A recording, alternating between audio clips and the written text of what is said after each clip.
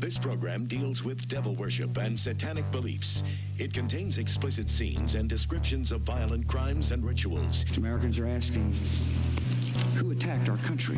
You have declared a subliminal jihad against the United States. Can you tell us why? Everything pertaining to what's happening has never come to the surface.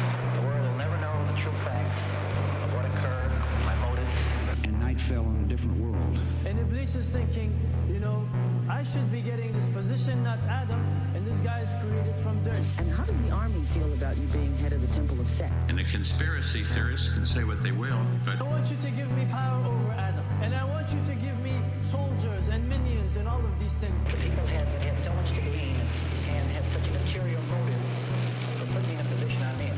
We'll never let the true facts come aboard to the world. And I want you to be able to give me the ability to whisper into the hearts of mankind. And who was the grotto leader? Don't remember his name. You don't remember the name of a person who involved you in murder? Now these people are in very high positions, yeah? Yes.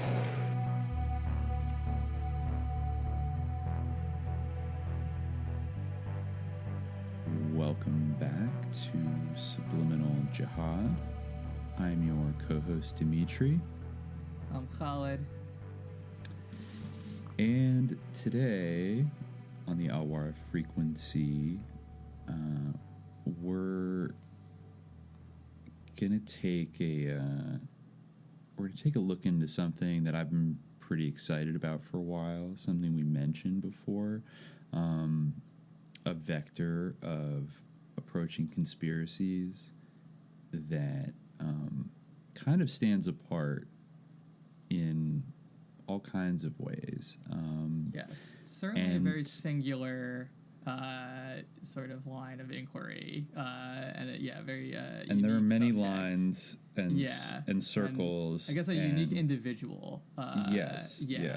And as we're going to see, this interlocks with a bunch of stuff that we've already covered. Most of it, I would say, having to do with the vast Iran-Contra Enterprise. Yeah, and it's also kind of, in addition to that, I was saying just before, this is part of what makes this unique as a topic is that it kind of is both something that deals with a lot of the Iran-Contra themes that we've been talking about in those episodes, some of the same networks, but it also is a foray into the art world as well, in the conceptual art type. It has connections with some of the Josh Harris, some of the Kenneth Anger stuff, in that it's also sort of an art topic. Yes, absolutely. But probably our first foray into something that is really centrally situated in the modern art world. Which definitely. Is just such an interesting nest of sussness. It is super interesting. And it's interesting how, so anyway, our episode is about Mark Lombardi, conceptual artist, who is known for his artworks that basically are... It's difficult to describe, really. I think that it's interesting to kind of talk about the sort of lineage of some of his work. He referred to them almost as narrative structures. Really what they are, basically, is just drawings of interlocks, which are connections between...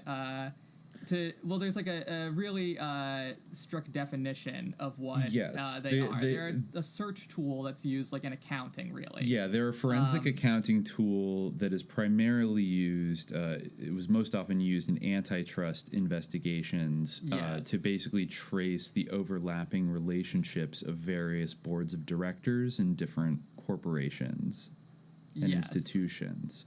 Yeah, a simple way to think about it is that, a direct interlock, this is quoting from Patricia Goldstone, who wrote a book about this artist, which is called Interlock, Art, Conspiracy, and the Shadow Worlds of Mark Lombardi.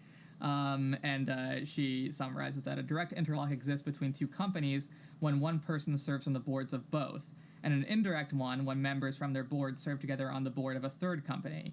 The best examples of interlocks, direct and indirect, can be found between the 5 American members of the oil cartels and the 7 biggest American banks in the 1980s, a favorite area of Lombardi's research.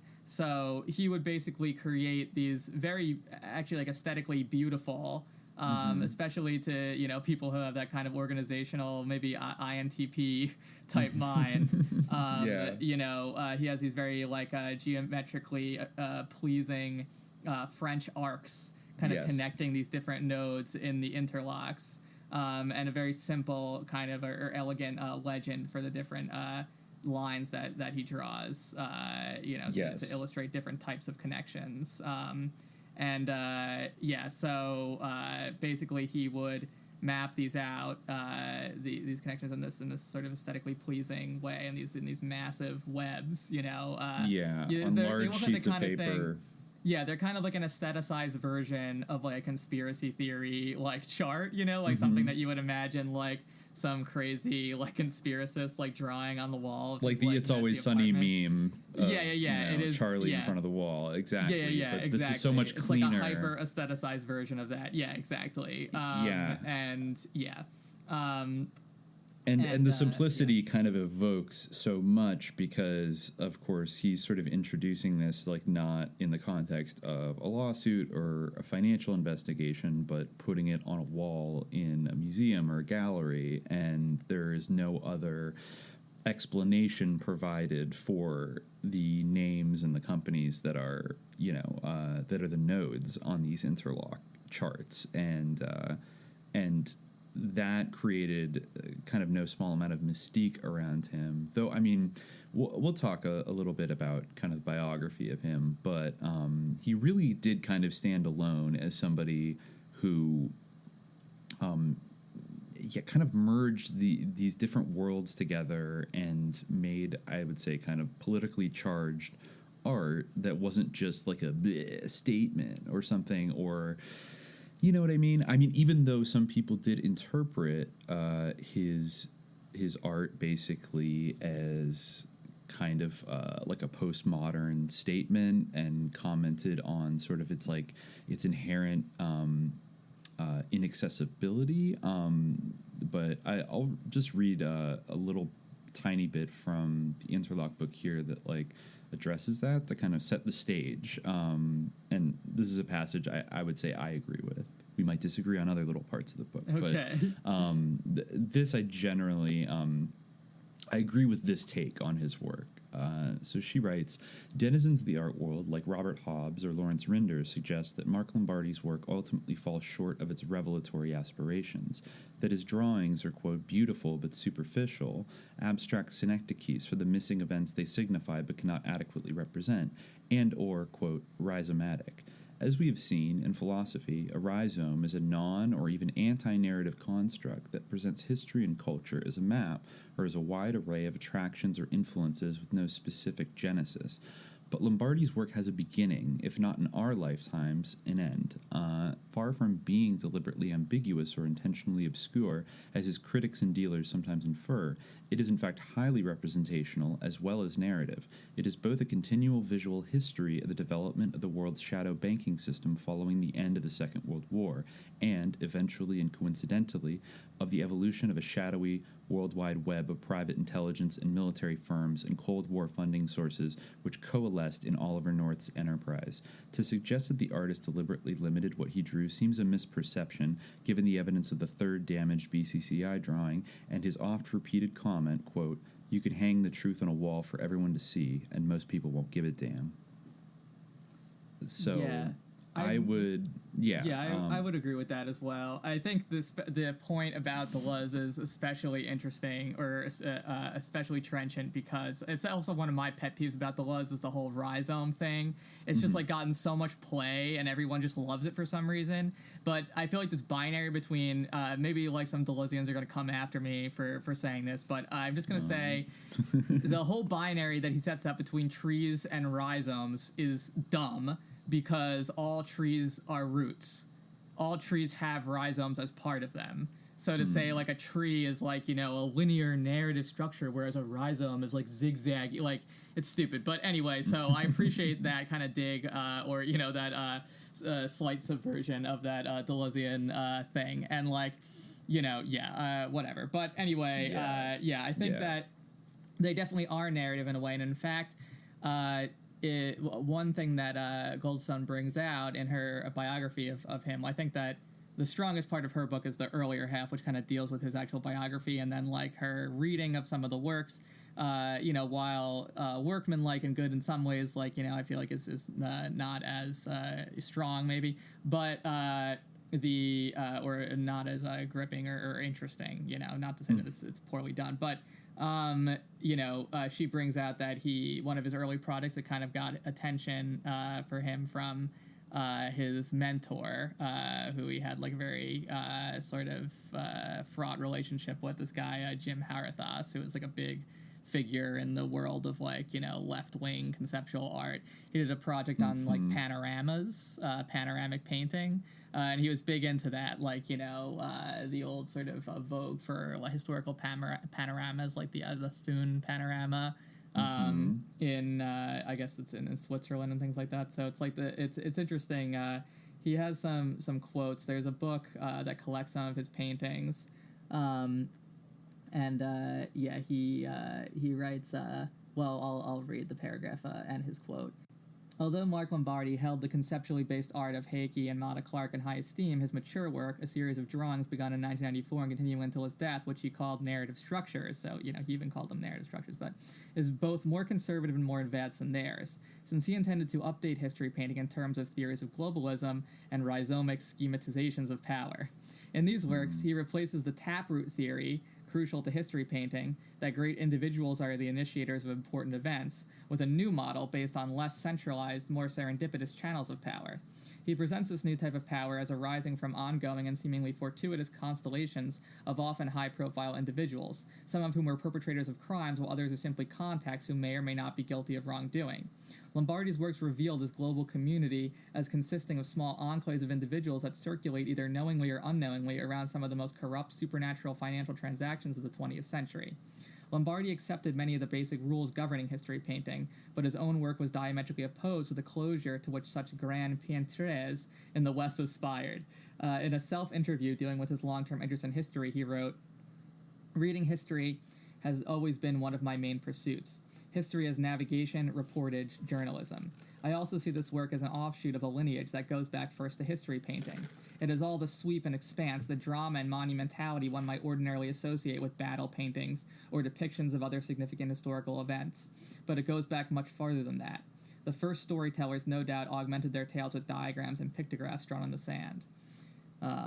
So it's an interesting kind of evolution, maybe, or abstraction of the history painting, or this sort of conventional modes of history painting, of maybe things like panorama to this, almost geometric conceptual and just mode. the naked power structures at play, almost like putting on like Marxist they live glasses to a certain degree, though Mark Lombardi was not a Marxist, but in the sense of getting some lens through which to perceive the invisible power movements at play behind these huge forces in the economy. Yeah, I mean, he originally did kind of, he was an artist by training. He went to school for art at Syracuse, although he originally had kind of wanted to put some of these things into a book, which I guess was a little bit of a mess, according to Patricia Goldstone.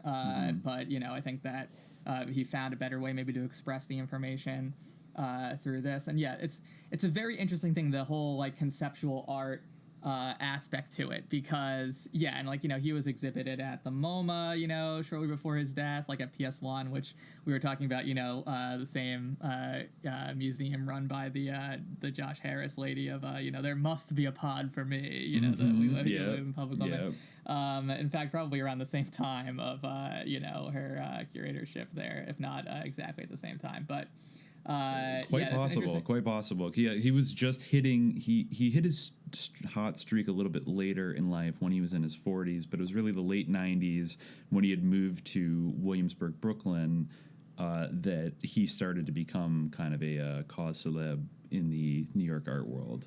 Yeah, and it's interesting because, Dimitri was saying earlier that, he was optimistic this would be a short episode, but I was a little bit, less optimistic because I feel like another wrinkle is, in addition to the art aspect and the kind of Iran-Contra conspiracy network aspect and the financial sort of web, the actual financial webs that he documented in their interest, there's also kind of like a meta conspiratorial, interest or a meta conspiracy theoretical aspect to this, because there's Patricia Goldstone talks, I think, very observantly about the evolution of art, like away from figural art, towards abstract and conceptual art, and she even talks about the influence of the CIA and that. Yeah, and I actually I just brought up the passage in that book where she kind of sets the stage for like the art world that sets the stage for the creation of conceptual art and the world Mark Lombardi would kind of grow up into. Maybe I thought I'd read that to kind of set the maybe the meta conspiracy background to give people an idea. So for sure, as I said before, Mark Lombardi had remarked to his friend before, Andy Feehan, that he could put the truth up on a wall for everyone to see and no one would, quote, give much of a shit because it was only art. The abstract expressionists, whom he admired greatly, were the exceptions to that rule. Perversely, many members of the art elite in 1950s America considered the CIA better critics than the critical establishment because the agency took modernism's power seriously, albeit for propaganda purposes. Soviet-inspired American painting in the 1930s had been dominated by social realism, a Soviet-inspired school of protest that found fertile soil in the America of the Great Depression. Even Nelson Rockefeller commissioned works from the great leftist muralist David Siqueiros, in whose atelier Pollock studied, and Diego Rivera, whose commission, alas, Rockefeller abruptly terminated when the artist refused to remove a portrait of Lenin from the walls of Rockefeller Center. When the McCarthy era came in with the George Genderos of the world riding its coattails, the elite of the American art world went to the CIA for help in preventing them from reinforcing the impression in Europe that America was a cultural wasteland.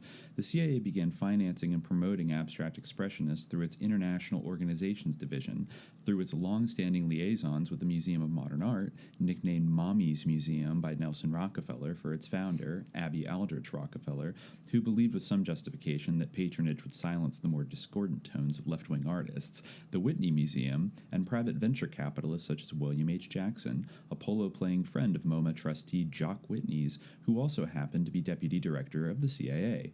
Tom Braden, founding chief of the International Organizations Division, became an executive secretary of the Museum of Modern Art. As we shall see, in an odd nod to the Cold War, the MoMA and the Whitney both acquired large holdings of Lombardi's work shortly after his death. Because abstraction was non-figurative, the agency believed it to be apolitical and therefore safe, with a message that could only be perceived by insiders, an idea Lombardi apparently appropriated. And perhaps it perceived an opportunity for profit, too, in breaking the dominance of the European art market. Its belief in abstract expressionism was a passionate one that may have had as much to do with the CIA's affinity toward the two-fisted, hard-drinking Hemingway cowboy culture cultivated by the group as it had to do with what they put on canvas. In the 1960s, the lair of the abstract expressionists was invaded by Andy Warhol and Roy Lichtenstein. The slick, flat surfaces and hard edges of pop art replaced the viscous drips of the unconscious, just as the bright lights of Max's Kansas City replaced the masculine recesses of the Cedar Tavern. Painting, declared Mark's surrogate father figure Jim Harithus, was dead, killed by Madison Avenue and a culture that no longer made things but consumed them. The worst was yet to come. In 1964, artist Saul LeWitt defined a new movement, conceptual art, as art in which the idea or concept is the most important part of the work, the machine that makes the art, and execution a secondary, if not an entirely perfunctory affair. Conceptual art did away with the messy, centered, intentional I that had been around for eons, the source and guarantee of artistic meaning. And the voice of the abstract expressionist roar. By adopting an external, predetermined, quote, program, very much resembling a computer program, and eliminating the, quote, arbitrary, capricious, and subjective as much as possible, artists like LeWitt, Lawrence Weiner, Douglas Hubler, and Joseph Kossuth disrupted the conventional idealization of artist as that person who, on basis of a craftsman-like maintenance of traditional skills, emblematized the unity of psyche, society, and culture based on the synthesis of physical, mental, and spiritual work. Instead of a Hemingway-esque, in-the-moment reporter of the visual, the artist became an academic who, by documenting the mental labor of his own artistic development, validated the final design or thesis. Moreover, he or she was expected to behave like any other young professional, not like a shagging, shambolic old bohemian. And though it claimed an elaborate genealogy with roots in the Dada and Fluxus movements, in the inimitable anarchism of Marcel Duchamp and George Grosz, the problem with conceptual art was, as Lewitt himself observed, that anyone could make it using an exact set of instructions. If anyone could make it, then it destroyed its own store of value as art, i.e. its uniqueness. Perhaps to compensate for this dilution of the art brand, a new breed of entrepreneurial dealers, in collaboration with their artists, began creating unique value out of public relations. Joseph Kossuth, on whom Mark Lombardi modeled himself in his aspirations to writerly as well as visual expression, was a shrewd self-promoter who astutely recognized that advanced information, i.e. publicity conveyed through media reputation, name recognition, public persona, could supplant information previously conveyed through criticism. In other words, the artist's, quote, story was about to become an essential part of his art. Undoubtedly attractive to the fame-hungry young Lombardi, Kossuth has achieved stardom in his early 20s, partly due to his own ferocious ambition and appetite for hard work. The full reach of his ambitions, however, was only achieved through a McLuhan-esque collaboration with his dealer, the maverick, quote, entrepreneur. The description is Kossuth's Seth Sieglob. And also this is interesting that they say it is no coincidence that conceptual art emerged along with the stock market bubble. At the same time that financial speculation became accessible to everyone through such vehicles as Bernie Kornfeld's Investors Overseas service, the subject of one of Mark Lombardi's later drawings, it permeated every facet of the art market. Newsweek observed how the artist had become a supplier of commodities in the exchange of fashionable goods. A new species of investors, and not a few savvy collectors, discovered that contemporary art, which could be purchased at bargain prices because of its obscurity, had enormous potential for profit. In fact, the more obscure the better. The new investors who made their money trading increasingly arcane financial instruments were comfortable wearing the emperor's new clothes. As Alexander Albero puts it in his History of the Conceptual Art Movement, experimental art was hip, and because of its inherently tenuous character, the contemporary art world provided a space for the ambitious newly rich to locate themselves on the social ladder.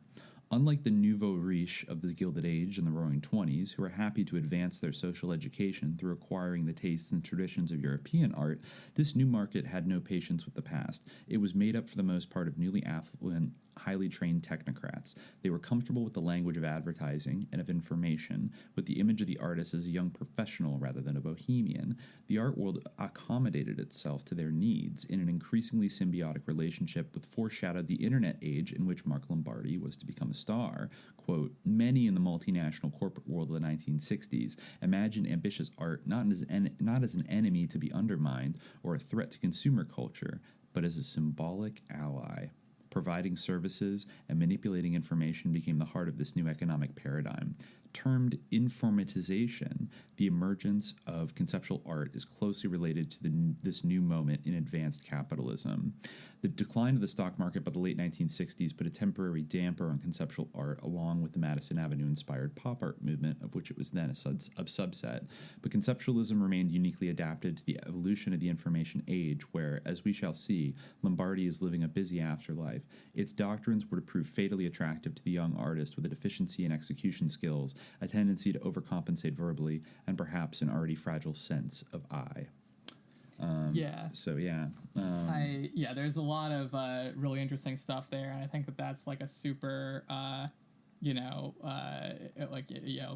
compelling analysis of this art movement of conceptual art and of the it situates Mark Lombardi very interestingly in it. I think another interesting wrinkle is you kind of mentioned the sort of Hemingway-esque persona of Pollock, and also how with the rise of conceptual art and of experimental art, part of the appeal of an artist was the persona, was the kind of identity of the artist. And the sort of process of the artist was part of what it gave the value to the piece of art. I feel like this dovetails interestingly with some of our earlier conversations about commodity fetishism and things like that. This is what people always think of when they think of like Duchamp's, his fountain and stuff like that. The whole idea of like putting something in an art context and changing its meaning. Yeah, and just as a side, I heard recently that the thing with Marcel Duchamp and his toilet urinal thing was to some degree. I guess maybe it's commonly misunderstood today that he was trying to make a statement. Basically, I guess the real story with that is that a gallery was basically selling space to any artist could pay to have their work exhibited. So he thought that was ridiculous, and he wanted to sort of like troll them and critique that transactional approach to like curation. So he purchased a space and put a urinal there.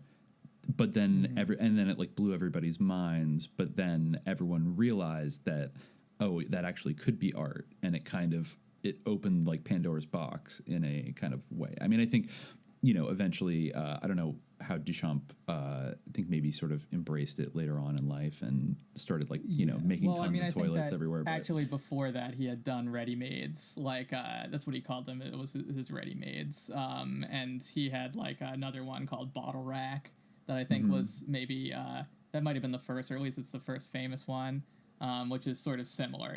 I think the whole, but the thing is this is a problem, and I think that there's a good essay by which kind of deals with some of the problems that Goldstone brought up in that if anyone can do it, why this is a threat to art in some way, and there's it's called the work of art in an age of mechanical reproduction by Benjamin. Which kind of deals with this, and the value of art and its transformation in kind of an industrial environment. But I think it was kind of in a way bound to happen, because of material, environmental, institutional factors. This is how art is naturally going to transform. It's kind of like how people always complain the decline of art, they don't make paintings that are realistic anymore. It's when that started to happen, there was this, invention that had come about, I wonder what the reason could possibly be that artists would lose interest in making photorealistic paintings. Maybe because that could be done with photography in, the 19th century. So it's, these things, I think are natural developments of artistic exploration. And, I'm not necessarily an artistic, reactionary in that way where I am against I'm obviously being Muslim anti-figurative art period but no anyway no but I'm not really partial to the whole the generation of true art thing, but and it's also kind of something that I think is bound to happen, and part of this kind of searching spirit and this aspect of and of course there's cultural, institutional, historical, socio-historical factors that govern this. But I think Goldstone's sort of summary of Lombardi's role and all that does a good job of expressing. But I was going to say that I think something that's interesting in light of this kind of transformation where the persona of the artist starts to play such a big role in the value of art, that what Lombardi, and of course, something that I think we'll talk about is his mysterious death. Yes. He died, he committed, quote unquote suicide under mysterious circumstances. It's an ambiguous thing where a lot of people speculate that he was in fact murdered.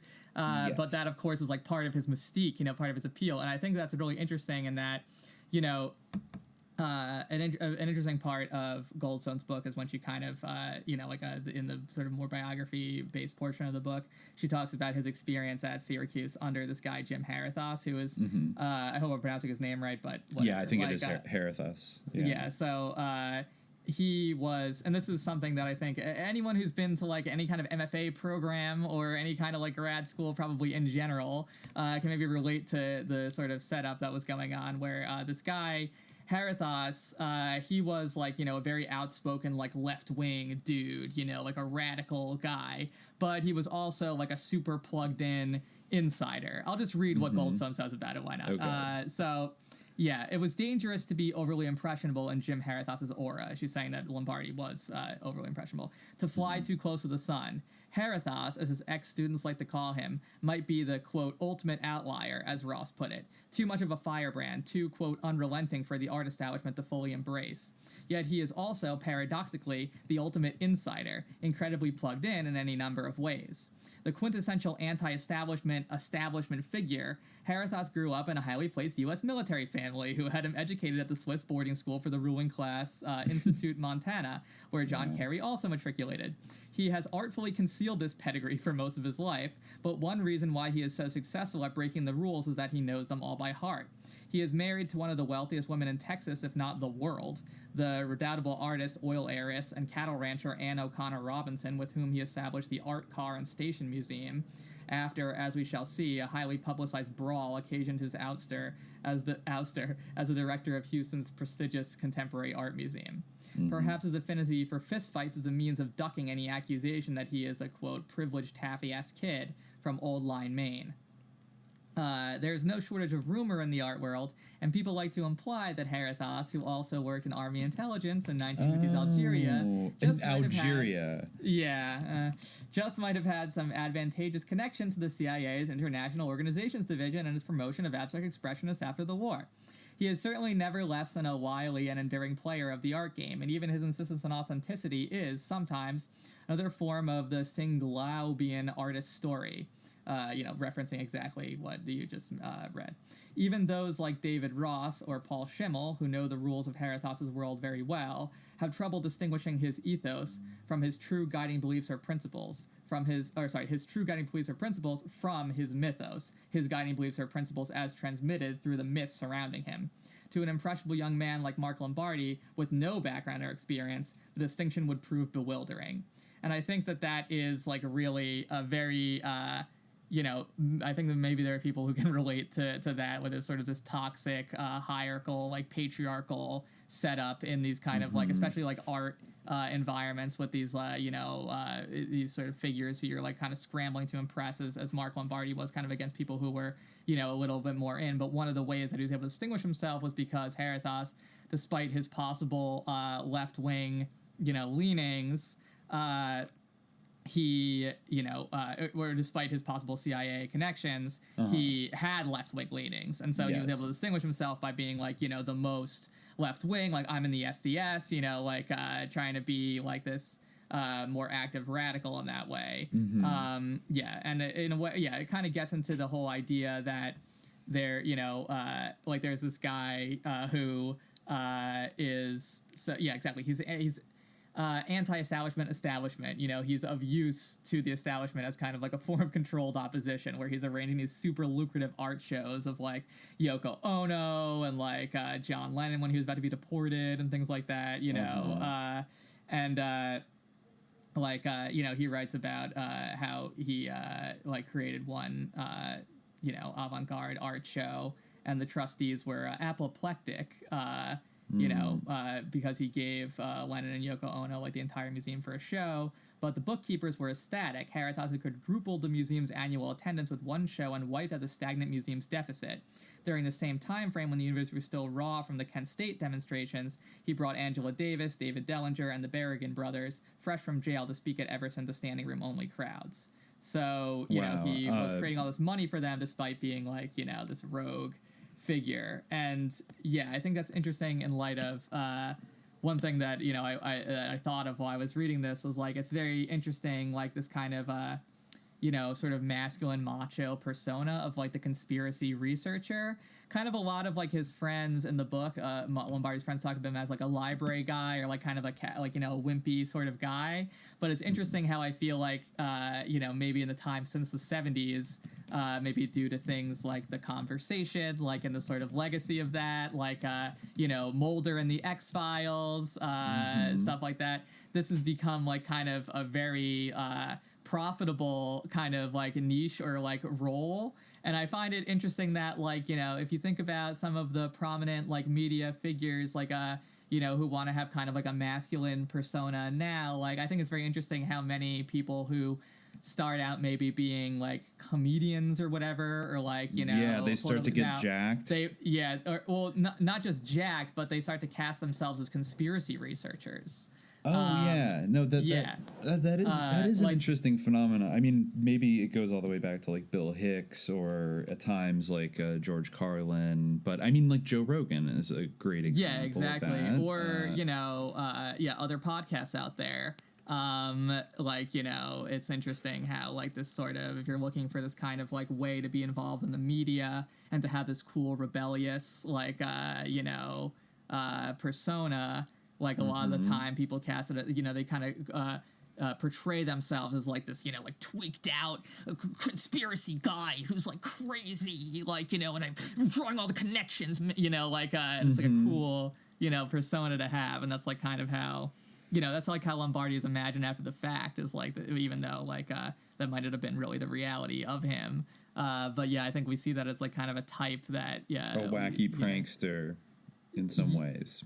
Yeah, like, not even like, but like someone who's like, he's so close to the truth that it's like driving him mad, like,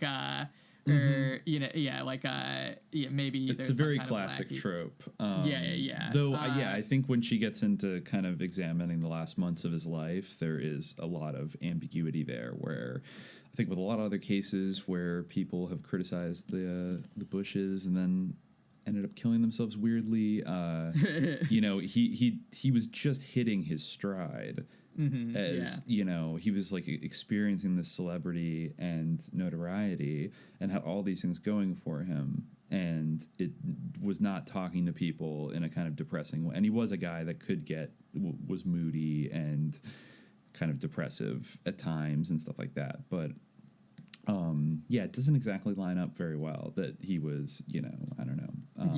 I mean, he was like a wild person, he was like a big drinker, he would get into, in fact, like one of his early brush-ups with the Bush family. That's another interesting thing about him in terms of like the art world connection, is that, he's kind of tilting at some of these huge power networks, but at the same time, because he kind of rubbed elbows with Jim Harathos and like had gone out to Houston to work for him, like when he got that prestigious posting, and he had kind of like been in these same circles with these sort of blue bloods who were financing all these art exhibitions and these museums and these galleries. He, a lot of these sort of vendettas that he had against these powerful people weren't just like, the way that you or I like hate HW. Like he felt it was like personal, like, he had been like personally wronged by this family at like, various points, or had personally been offended by these like financial networks. Like they, Ed Baker was someone who was like married to his ex-girlfriend for a while. Jim Baker Ed Baker. Ed Baker, who had a very mysterious death that might have been faked. Yes, and who, had been kind of, he possibly even had, like, some kind of CIA connections as well. Possibly, like, some mob financiers, something that he also was into. Yeah, and, like, Lombardi sort of charted Meyer Lansky's substantial sort of connections to different networks, and he was someone who was maybe rolled up in Ed Baker as well. But, his... the ouster that was mentioned from his first, sort of prestigious art job is actually a funny story. There was some kind of art exhibition that was like kind of involving food or something, and it was like this weird like kind of like I'll read again from Goldstone. The truth about how he was kicked out. basically, it says she says, in Mark's papers, I found a note by the artist saying that he had a run-in with an unidentified someone from George H.W. Bush's First International Bank shares who had effectively blackballed him for participating in the kind of large-scale art projects he had been curating. The truth lies somewhere in the fabulous free-for-all that went down in Houston Museum history as, quote, the famous bread fight, CAMH opening on October 28, 1977, that involved 60 members of the iconic Texas cheerleading team known as the Kilgore Rangerettes, building a 200-foot wall of green, blue, and red bread loaves under the eyes of board members and their guests, who had been partaking freely of the evening's cheer. Concocted by Catalonian artist Antonio Moralda, famed for creating theatrical celebrations out of comestibles, the happening turned ugly when one of the guests, presumably inflamed by alcohol and or the sight of the Rangerettes' signature red panties flashing as they split-kicked their way across the floor, tore a loaf out of the installation and lobbed it at the head of a woman guest. Members of the Good Old Boy fraternity were heavily in attendance, and the happening turned into a gigantic food fight. A fist fight broke out, according to the CAMH's coyly nostalgic oral history of its wild and crazy days, when, quote, two artists, incensed at the destruction of the work, sailed into the sea of unruly guests and socked a few of them. The fistfight escalated into a general melee that spilled out of the museum and onto the sidewalk of Houston's posh gallery district, where the police broke it up. The CAMH oral history, narrated by then board chairman Marilyn Lubetkin, does not specify who the artists were, but one of them is alleged to have been Mark Lombardi. History does not relate if at least some of the more unruly board members were carted off to the calaboose, but Herathos was blamed for the culture of decadence that had allowed such a fiasco to besmirch a noble institution. The Kilgore Rangerettes and their hijinks were the final kick for Herathos' board, who, despite their progressive veneer and taste for naughtiness, were socially conservative business folk. The Houston art scene that was supposed to become the blue-hot pulsating center of the universe had spun out of control. Mm-hmm. It speculates that the person that he hit or socked, that Mark had socked, no one will comment on the record or off who it was, but from the note he left behind, it may have been a Bush. Yeah.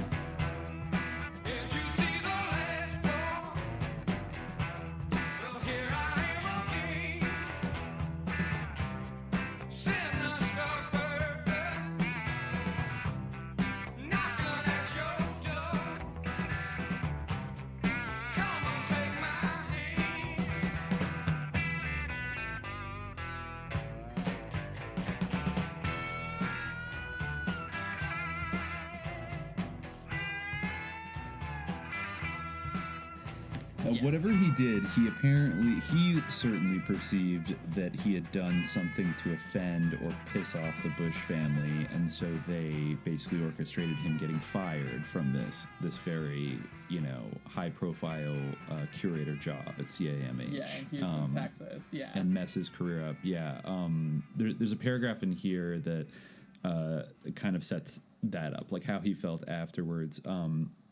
And she writes that, tucked away in the avalanche of Lombardi's research files is an unpublished article he wrote in 1992 titled GB and the Bakshish Pipeline. It is about the alleged involvement of George H.W. Bush, Adnan Khashoggi, Bush's Interfirst Bank, the successor titled First International Bank Shares, and Lloyd Benson, among others, in an ongoing international covert operation designed to funnel bakshish, bribes paid by U.S. companies to agents and representatives of the ruling families of Saudi Arabia, Iran before Khomeini, and the Persian Gulf states to bid on and obtain commercial contracts for everything from aircraft to telecommunication services, oil rights to public utility projects.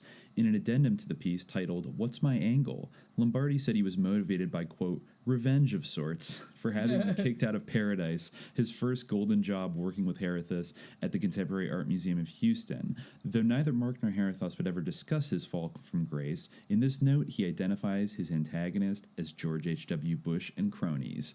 Quote, in the late 1970s, I was working as an organizer of art exhibitions in the Houston area. First International Bank, George Bush's bank, barged into the scene at about this time, effectively vetoing my participation in a large number of projects. No one in the Houston art world can or will explain his statement because, as Sissy Farenthold remarks, insiders do not criticize insiders.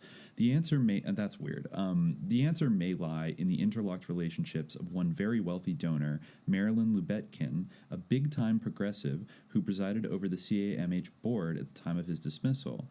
Lubetkin, according to Mark's ex-wife Day, was instrumental in getting rid of both Mark and his mentor, Jim Herethus. Sources in Houston's art circles say Lubetkin was forced to fire both Lombardi and Herethus by pressure from the Board of Trustees following their melee at the famous Bread and Rangerettes Jamboree. She could not be reached for comment on a book about Mark Lombardi. Today, in the way things often go down in Texas, Lubetkin works hand in glove with Herethus on both his art car and station museums. Yeah, and I guess there is a deep, looking at the CAMH board in the 1970s reveals a surprisingly deep and tenacious interlock with George H.W. Bush and First International in the person of another sissy, Mrs. I.H. Denny Kempner III, who is still chairman of the museum's board today. And her husband is the heir to the imperial sugar fortune that built an entire suburb of Houston known as Sugarland, and was director of Capital National Bank in Houston, founded by Lovett Baker, first cousin to Bush Secretary of State James A. Baker III. And their relationship was close enough for James Baker to serve as Lovett's pallbearer in 2010. So that's like kind of the genesis where he comes up against the Bushes in the 1970s. Before he was vice president, but he was certainly on the come up. He was already ex-CIA director at that point, and got him fired. And he had a little bit of a vendetta against this guy and started looking into his business activities, and then started to make the connection. One of the things that was innovative about Mark Lombardi's use of interlocks is that he not only, usually it only applied to businesses, but then he applied it to shell companies and intelligence cutouts and things of and included CIA operatives and things like that, which really expanded the networks and increased the amount of connections he was able to make. And he discovered this entire shadow world that was forming. And throughout as we've covered before in the 1980s, these networks that he was tracing, were the infrastructure, of the Iran-Contra Enterprise. He was onto this stuff, very early, it seems. Yes. And he was also into another aspect of what makes his death mysterious is that it happened just before 9/11 kind of, and he was also kind of into the connections between this network and Al-Qaeda and all that stuff, so I think it's highly safe to say that he would have had a lot to he would have had a lot of fun with 9/11 had he been alive afterwards, in terms of tracing those connections that he'd already been working on. And also it should be mentioned that he died in March 2000, just as the son of his arch nemesis was fighting it out in the Republican primaries to get the Republican nomination. And so that definitely drew a lot of suspicion from certain people, because one of his paintings that he was working on a few things in the late 90s and starting to exhibit paintings in New York where, there were a lot of influential, powerful people. I think I know Goldstone notes at one point that he even seemed to be somewhat aware of the types of audiences that would come out to his gallery openings, and would notice there were a lot of U.S. attorneys, prosecutors, people involved in government, and probably on the more liberal side, but that was another thing where maybe he was kind of doing this like meta game of like, I'm going to all these kind of up and coming, professionals, these yuppies that are going to come to my show. I'm going to be throwing out like the guts of all of this financial crime right up on the wall for them to check out. And, I think I don't know if he seriously thought, oh, something's going to like come out of it. But I think that there was a kind of consciousness that, being in New York, his work was going to get way more kind of national and international exposure and attention than it would have gotten in like Houston. Right. But, there was a Bush out there and they needed to become president, maybe to do 9/11. So, people had to be, certain people had to be taken care of. A super interesting thing is that, like, even after 9/11, the FBI like came to like the Whitney or whatever where his work was on display, and they're like, can we borrow this? And then they like raided a bunch of like Islamic charities that were like listed as having these Operation Green, that was Operation Green Quest, right? Yeah. They did, and I think the museum it was the Whitney. They were like, no. They just kind of like showed up weirdly. The police didn't examine his work after his death.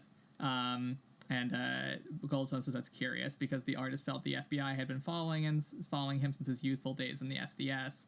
And shortly after 9/11, they showed up at the Whitney. And this whole thing happened where they were like, can we remove this? And they ended up, using it. I guess it was actually like they were made to study it.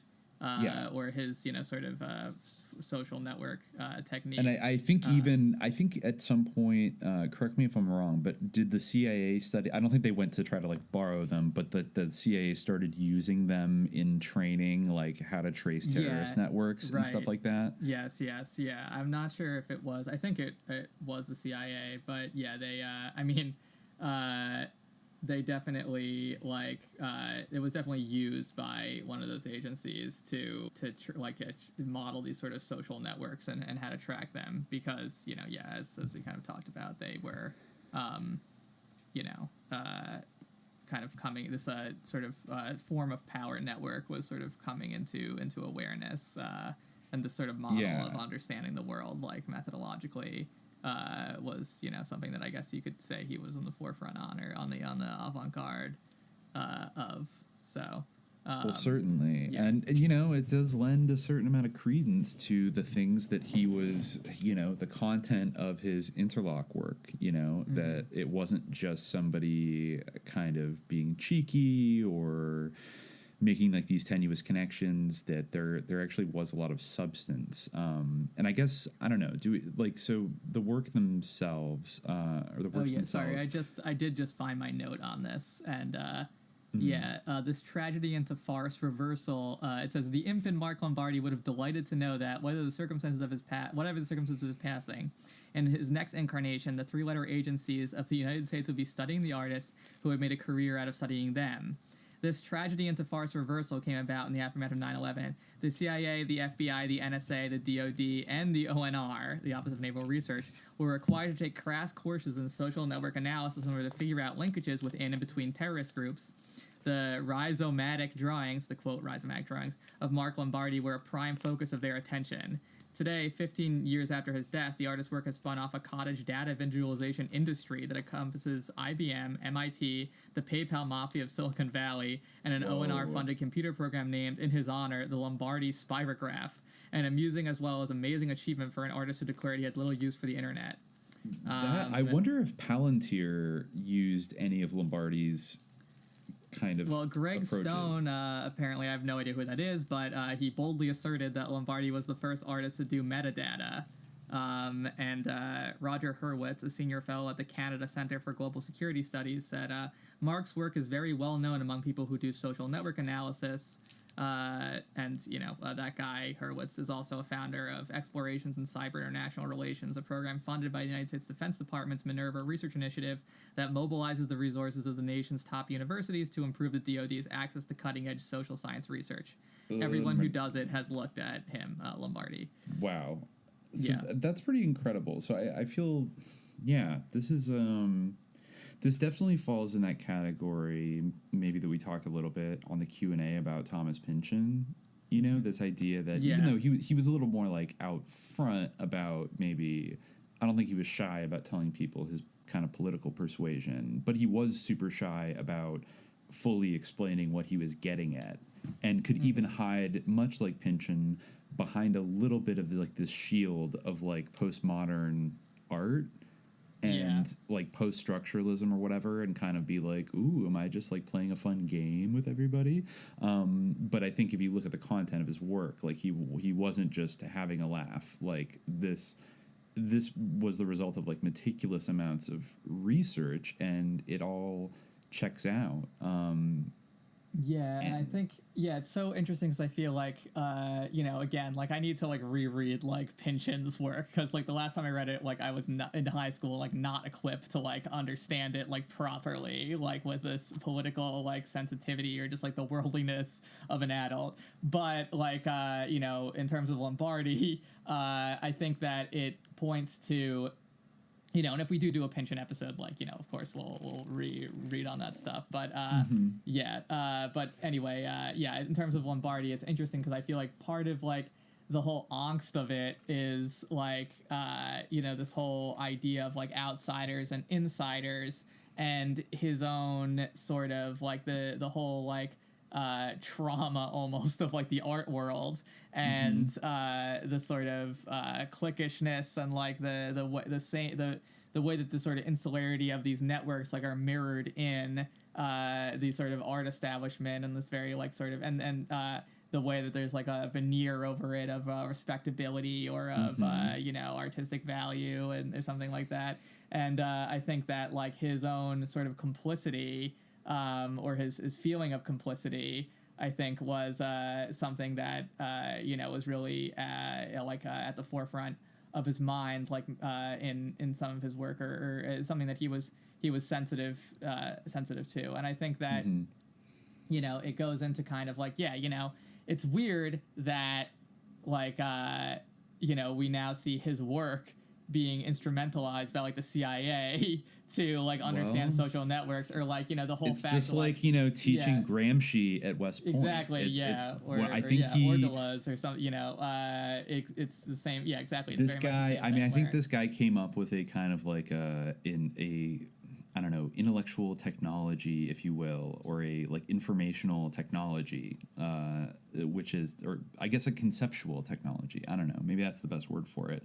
To basically demystify power relations, which I think is immensely valuable, especially going into the dawn of the internet age and kind of advanced, imperialist capitalism.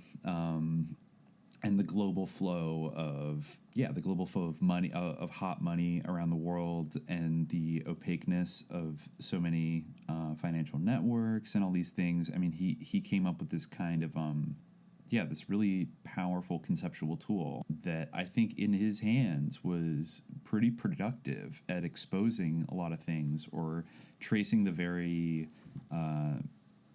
well, I mean, I guess you could say, I actually don't see so much, I haven't read too many criticisms of Lombardi from even like, I don't know, maybe like an anti-conspiracy theory perspective, but I would imagine maybe some people could say like, well, just because somebody served on 2 different boards of directors, like, you're kind of grasping at straws there if you think that means they were involved in a criminal conspiracy. You know what I mean? Like perhaps that would be an excuse for why he's still kind of a quote conspiracy theorist, and thus we shouldn't take it like too seriously. But he's tracing kind of well, I feel like that's the thing, like, is he like a conspiracy theorist or is it conspiracy theory that he's doing because like he just like puts the connections out there, and there's even like it's very, very interesting and compelling, like and I think that this is really like part of like the artistic aspect of it is that there's even an aesthetic component to it. Like these are beautiful works of art, and like he's just like demonstrating the reality of these connections that do exist. Like there's nothing really that is implied so much, except he's showing, as I think that that independent publication, Independent Curators, are a national publication about called Mark Lombardi Global Networks that I read a little bit from earlier. That collects some of his paintings and things like that. As they say in that, I think that he's just illustrating these linkages, and it's not necessarily even to say, as they interpret it, is saying like, are these people involved in wrongdoing? That's part of kind of the question of it. Like, they have these like strong links, like financially, practically, materially, to like these criminal enterprises. Like, so like, does the question then like of like, oh, did they really do anything wrong? In a way, like, it becomes irrelevant, or at least like heavily problematized by the demonstrated reality of the involvement that they have in this. And I think that's part of like the drama and the interest of these pieces. I think in a way, the absence of an explicit narrative, I think in a way is sort of what makes it work as art. Yeah. Exactly. It's a different type of narrative. There are some times where he does have kind of like even a timeline, like kind of going across the top of the painting, or the drawing. They actually have a legend, his legend that he devised, it's if you have like a straight line, that's like some type of influence or control. If you have just like with one arrow point, if you have two arrow points, that means some type of mutual relationship or association. If you have a dotted arrow, that means a flow of money, loans, or credits. If you have an arrow with sort of a zigzag, that's a sale or transfer of an asset. If you have like a dotted line but without an arrowhead and instead like kind of two vertical lines at the end, that's a blocked or incomplete transaction. And if you have kind of a spiraling line, that's a sale or spin-off of a property. So these are mostly like very practical things. I mean, I guess the vaguest one will be some type of influence or control. But as I've seen, like if you observe the paintings, usually those are pretty kind of explicit. Like the influence or control will be, like you'll be able to kind of intuit it by looking at them, like what the connections kind of are. Yeah. They'll be just straight up interlocks, but for sure. Yeah, like I think that. Sometimes there's the aspect of like, a timeline, but a lot of the time, there are these kind of like associational webs.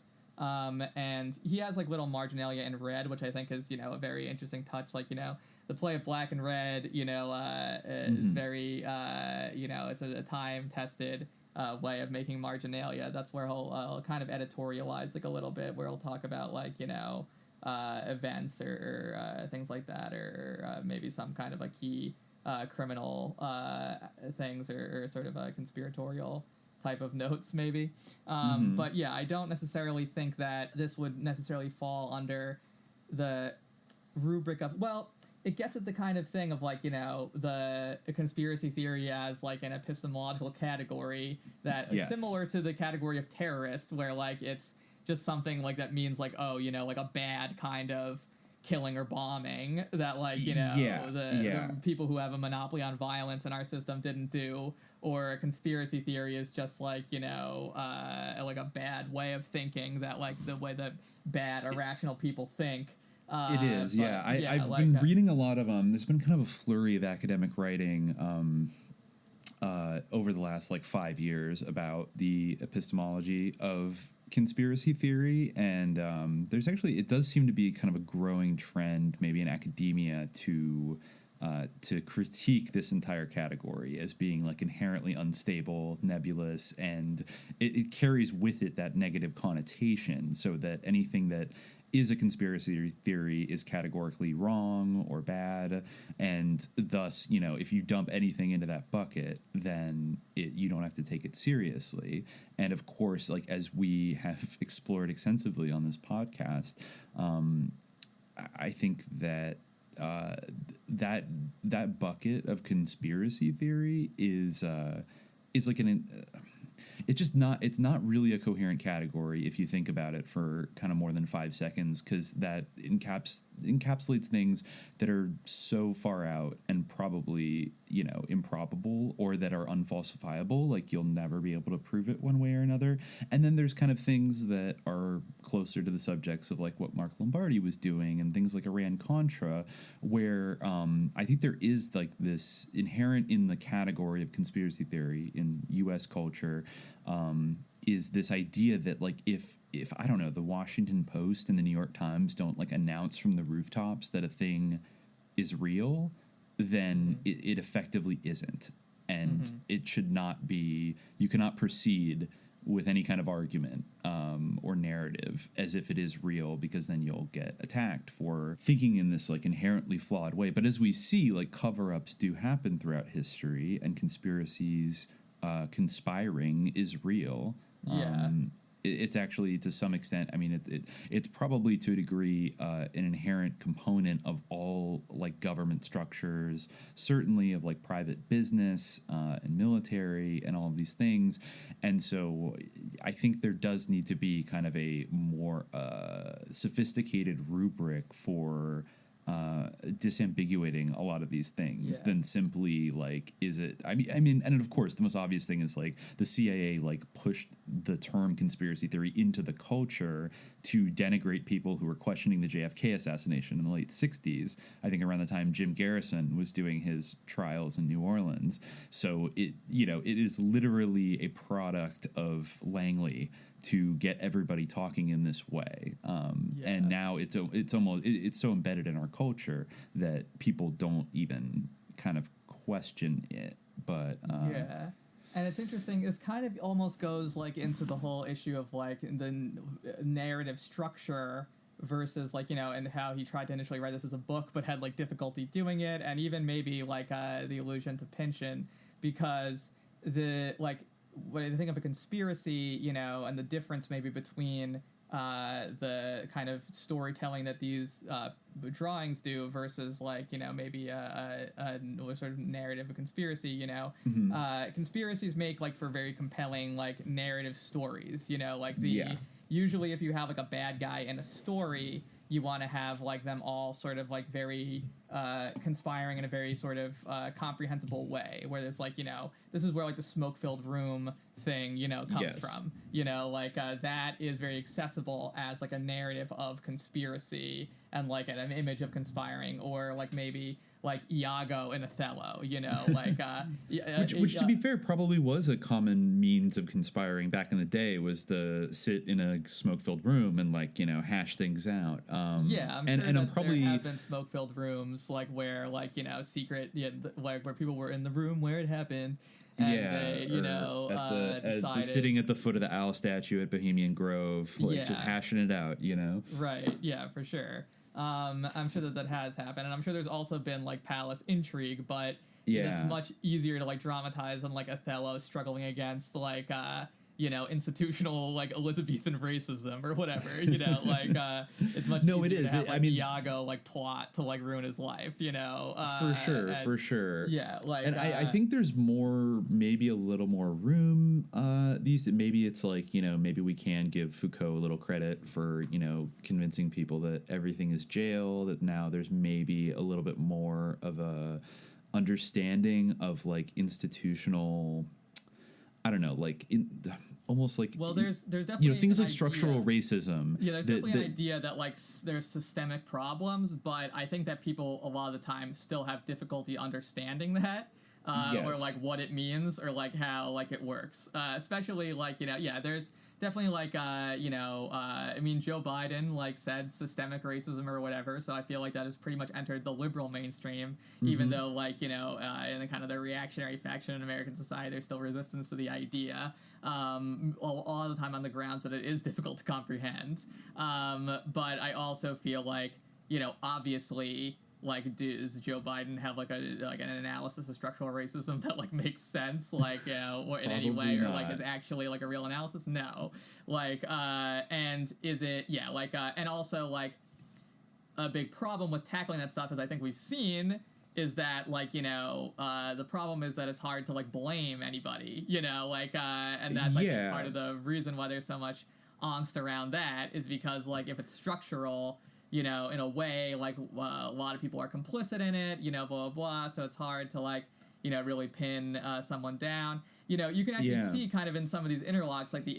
institutional networks, you can actually, like, by tracing the lines, you can see, like, what organizations are, like, nodes in these things. And, like, what institutions, like the BCCI, Space Research Corp, things like that, the Nugan Hand Bank, the Castle Bank. He did. I mean, if you go on lombardinetworks.net, which is the website you mentioned that sort of digitized all of his stuff, there's actually a searchable database of if you go analyses and then actors analysis on that website, it'll take you to an alphabetical list of, like, every entity, every person and company that is mentioned in any of his drawings. And it is, like, quite a vast list, and it kind of has almost the entire cast of, like, shady Iran-Contra, but also going back to, like, Alan Dulles and Nixon and Meyer Lansky, and there's a lot of Saudi names, I will say, though, don't use that as, like, a substitute for looking at his actual paintings, because while those do represent the networks, like, they don't really show you, like, the beauty. So, like, you definitely should look at. Well, you can also find they have mostly they have you can find photographic versions on this website of most of the paintings if you click on them. Most of them have links to various places where you definitely should look at the actual drawings. I would agree. The digital versions, like, don't really convey it. But and I think just to go back to the sort of issue of Pigeon, or, like, of Lombardi's sort of success in the art world, it kind of raises the question in a way of, like, what are the uses, like, of this kind, like, of conspiracy theory or whatever you want to call it. Like, of course, this methodology, we've raised the question of, like, whether this could really be considered, like, quote, conspiracy theory, or if this is just, like, applying, like, a common, like, accounting tool, or, like, a once common accounting tool to, like, real material networks. But certainly I feel like his persona kind of was, and, like, that of the sort of proto conspiracy theorist,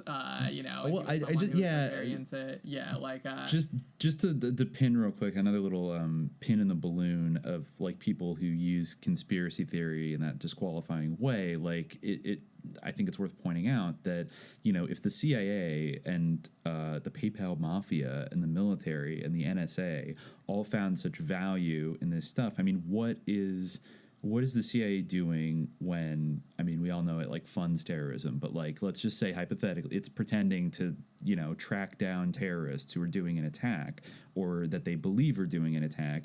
To some degree, they are pursuing a theory of a conspiracy of individuals to do a terrorist attack. I mean, like, 9/11 was a conspiracy, no matter what way you cut it. Even if you believe the official story 100%, it was absolutely a conspiracy. And if you didn't have proof of it yet, it would, like, by definition, be a conspiracy theory. But of course, we know, like, that's not what's really meant by it. It's meant that you're, like, taking your I think there's a connotation with, like, conspiracy theory that you're asserting that, like, this is the way it is. I've figured it out. And I don't have all the evidence, but I know because I have the circumstantial stuff I've cobbled together. And I think, like, obviously I don't think you want to, like, throw down hard on something where you don't have sufficient evidence to prove it. But I think we need to make some space for things that, if you haven't been able to prove yet, but are capable of being proved at some point, there has to be some kind of intermediate category where that I'm sure the military and the CIA have, in their real world operations to uncover various, or, if there's foreign spies in the country, then that's a conspiracy of intelligence operatives trying to do something. So, I mean, I think that, like, we should give ourselves the same intellectual allowance that, like, the military gives itself. I think we're putting ourselves at, like, a competitive disadvantage against, like, the security state if we if we develop this reflexive aversion to any kind of anything that implies a conspiracy. Well, I think that it's very much similar to the conspiracy theory. I think that, speaking of 9/11, there's, like, a very, like, valid comparison to the term terrorism. Because, like, terrorism, like, technically speaking, is, like, or if you try to have an objective definition of this, it's like, you know, the use of, I'm looking up, I type in terrorism to Google. What comes up is the unlawful use of violence and intimidation, especially against civilians in pursuit of political aims. So in that case, like, the U.S. military, like, does terrorism all the time. Yes, of course, you know, and the only real thing is, like, whether it's unlawful, which, like, you know, in the interpretation of, like, in the interpretation of, like, Al-Qaeda, like, it's Islamically legitimate, you know, licit to, like, you know, do this because, like, it's a jihad or whatever. That's not the opinion of ulama, you know, it's not actually legitimate. But, of course, the point is that this whole idea of the law is relative. You know, I mean, you could say that, like, Nazi Germany, like, the extermination operations. Exactly, the Holocaust under was Nazi 100% Germany legal. it was legal. It was totally legal. So... Sanctioned by the highest levels. And that was a conspiracy, might we remind ourselves, like, that was one of the biggest conspiracies, was that we're going to kill millions of certain types of people. We're going to literally mass murder them, and then hopefully it'll just shake out, and, like, we'll be able to deny it, and maybe we'll win the war, and, like, you know, nobody will actually, you know, they were mindful of, like, not getting caught doing it. Yeah, to and a they certain had extent. show camps. They had fake, like, terrorism. Like, they had fake camps to try to make people think that it wasn't, like, as bad as it was. Yeah, that was a massive psyop, and, you know, so we're supposed to believe that these governments or people, and especially the same networks people who actually were Nazis, brought so many Nazis over from that same government, and then, like, kind of found common cause with them and had them work on top secret military projects on everything from, like, rocketry to, like, mind control, that this is, like, you know, epistemologically, like, kind of unthinkable. That, you know, and I think that's the other thing with conspiracy theories, is that a lot of people, unfortunately, I think in American culture, I think they've been sort of conditioned subtly, but I think the fundamental thing that prevents them is they kind of don't fundamentally believe that powerful people conspire at all. Like, just categorically, that's not how power works. That's not how government works. It's not how business... Because, I mean, we're told that hypothetically there are, like, things to, like, there are laws to prevent insider trading. So, like, you can't do that or else you'll get caught. But, like, we know that there's got to be so much, like sly insider trading going on. I mean, we saw it during the pandemic. We saw all these senators, like, buying... certain stocks, you know, when they were getting, like, classified briefings, and then the stock would, like, skyrocket the next week because they knew what the behavior of the market was. That's just, like, a very small example, but I mean, if we push back against anything on this podcast, I think it would be the idea that powerful people never conspire in secret to, like, enhance their own power. Yeah, and also, like, I just feel like the goalposts of you know, what a conspiracy is can always, like, shift to be like, oh, that wasn't, like, you know, for instance, like, you know, just to give a concrete example from, like, one of these drawings. In 1972, for the first time in 20 years, an Australian Labour Party candidate became the nation's prime minister. Within a brief period, this leader, Gough Whitlam, dramatically transformed the political landscape of the country by instituting equal pay for women, legal aid as a universal right, free national health care, free contraceptives, and land rights legislation for Aborigines, eliminating the military draft, university and college fees, and racial quotas for immigration. This is, I'm reading from Global Networks, by the way, from that same publication. Withdrawing all Australian troops from Vietnam and replacing the colonial monkey or Commonwealth government with Australian government moniker. Sorry, I said monkeyer, but that's for our Bigfoot episode. Anyway, and the British anthem, God Save the Queen, with an Australian national anthem. In his zeal to right outstanding wrongs, Whitlam recognized the People's Republic of China, spoke on behalf of Palestinian rights to the United Nations Assembly, and supported an Indian Ocean zone of peace. He also advocated the nationalization of Australia's oil and gas industries and seriously questioned the CIA's longstanding presence in Australia, where it controlled several military installations, including Pine Gap, a top-secret base for monitoring Soviet spy satellites and missile tests, relaying CIA communiques throughout the world, and preparing for nuclear warfare. So strategic was Pine Gap to the agency's overall operation that the CIA director William Colby later described the Whitlam government's attempt to limit the U.S. activities there as one of the 3 world crises of his career. In order to keep Whitlam from exposing the CIA's assets, Colby and other agency officials helped mastermind the opposition party's constitutional coup, ousting this labor leader from office in December 1975, the same month that the Pine Gap Treaty between the United States and Australian governments was set up for renewal. One of the ways the CIA is reputed to have affected the shift in power was through a series of payoffs by their de facto subsidiary, the Sydney-based Nugan Hand Bank. Even though Lombardi's drawing dealing with Nugan Hand Bank begins with developments that occurred the same year Whitlam became prime minister, and Whitlam's tragic downfall is an important preamble to the events that unfolded, Lombardi chose not to include a reference to Whitlam in the drawing. More a vehicle for serving the CIA and laundering revenue from heroin operations in the Golden Triangle than a conventional financial institution, Nugan Hand Bank was established in 1973 by an unlikely pair. Frank Nugan, the major player in Lombardi's drawing, whose name appears at the upper left, was an Australian attorney and playboy with mafia connections. Michael John Hand, whose name appears somewhat to the right of Nugan's, was a seasoned Green Beret who fought in Vietnam before becoming a CIA operative training Hmong guerrillas in northern Laos. Together, the two men heading up this business concern oversaw the intricate financial dealings arising from arms shipments, covert paramilitary operations, and moving funds for a variety of underworld figures. They each developed separate areas of expertise. Nugan focused on tax fraud and money laundering, while Hand concentrated on the company's international branches, which were registered as a Cayman Islands corporation. The bank became known for allowing tax-free deposits, paying high interest rates, and maintaining secrecy. Amongst many services, it specialized in money laundering by charging 22 cents on the dollar.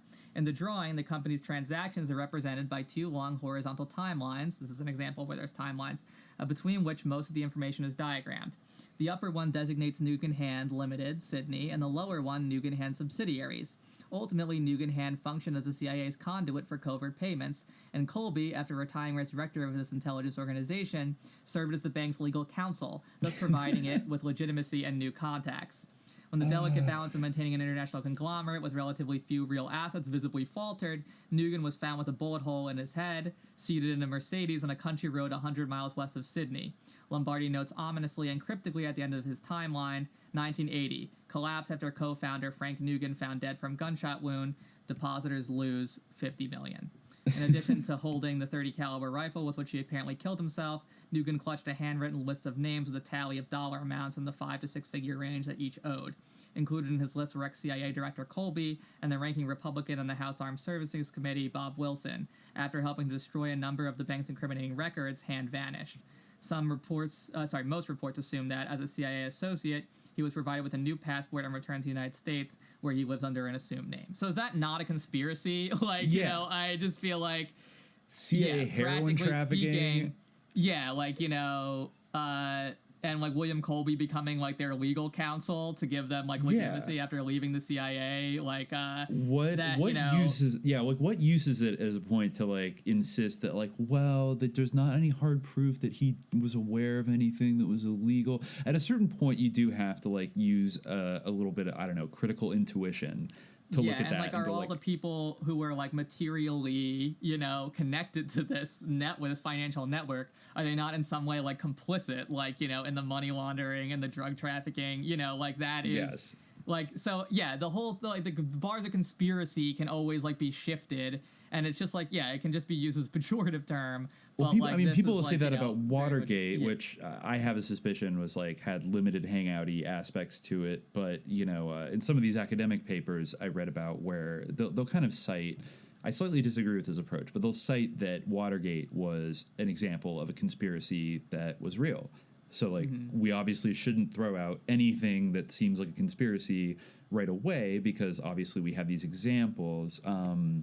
But I think that speaks to something that's significant, where Watergate gets moved out of because it got lavishly kind of validated by the media and by the government and by all the authorities, and made the president resign, basically, that it gets moved out of this category from all the other potential conspiracies, so that it's that was one of the real ones.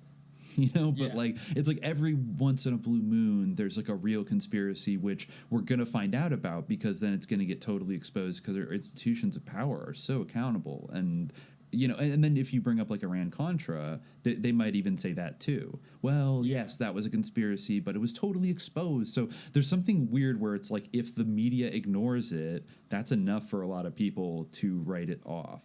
Because the Franklin scandal, it's there are only a couple articles written about it, and the New York Times said it was a carefully crafted hoax. So there must not be something there. I think now that the media, maybe a part is that the media has degraded more as we've gotten to like 2020, that it has lost the ability to project that sort of epistemological certainty about what's real and what's not.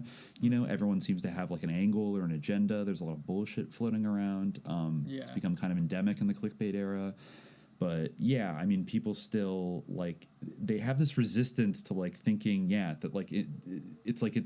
If you can prove a conspiracy was real to them, that means it wasn't like really a conspiracy, not like those other wacky ones. That kind of thing, Yeah, well, I mean, it goes back to the great philosopher and alien, expert Tom DeLonge.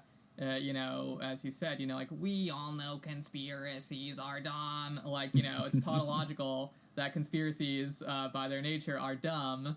Yes. And like, if something is, not dumb, then it's not in that category anymore. And I do think that there almost is like some association between, like, when people think of conspiracy theories, they are conditioned, like we talked about in our first episode, they are conditioned to think of like tinfoil hats and like, Faraday cages. What's the matter? Like, and something. What do you think? Fluoride's in the water? Fluoride's mind control. It isn't. Fluoride is in the water. The question is like whether it's harmful or not. Is it mind control? But that is like a funny like example of something that you would almost see. Like, oh, okay, like so you believe there's fluoride in the water? Like, it's like what did that one Vice interviewer say to like Koopsta Nika or the other guy? It was like, you think wait, the Bilderberg you group is believe the real? Bohemian Club is real? Something like that. Yeah.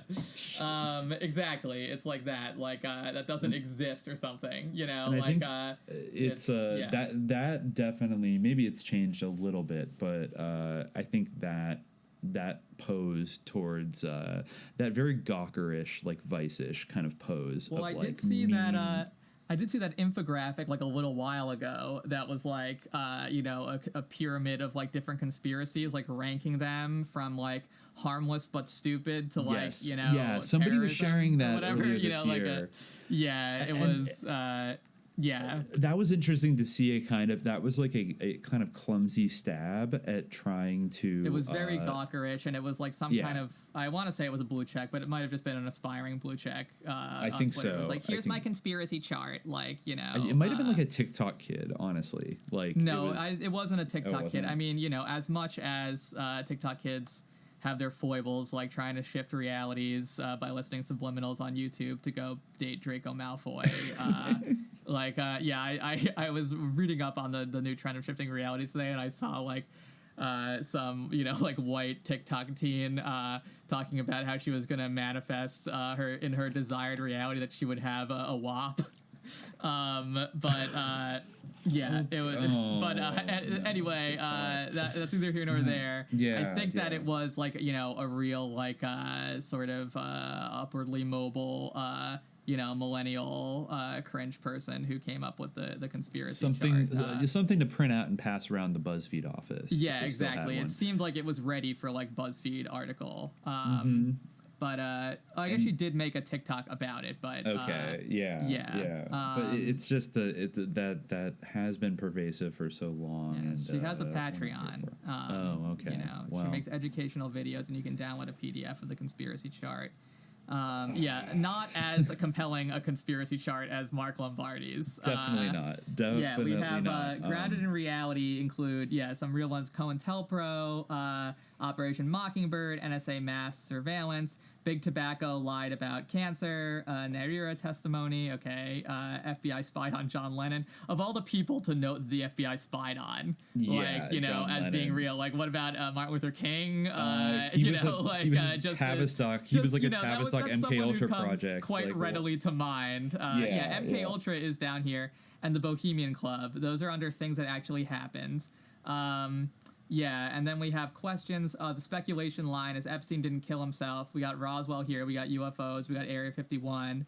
Again, like I feel like there's a lot of like, like there's a lot of redundancy in Roswell UFOs and Area 51. Yeah, and all of those, I don't know if I'd put them on the same line as like Epstein didn't kill himself. Like you're saying, like potentially that there are aliens flying around is the same as like this pedophile billionaire got whacked in jail. Denver International Airport is also here, which is like weird because like what about Denver International Airport? Because the conspiracies around Denver International Airport really run the gamut. Same with Area 51. Like Area 51 is definitely a place. Like it is real. Like the question is like, are there UFOs there? Which I feel like then is like fully redundant. So again, not very a lot of thought put into this. Yes.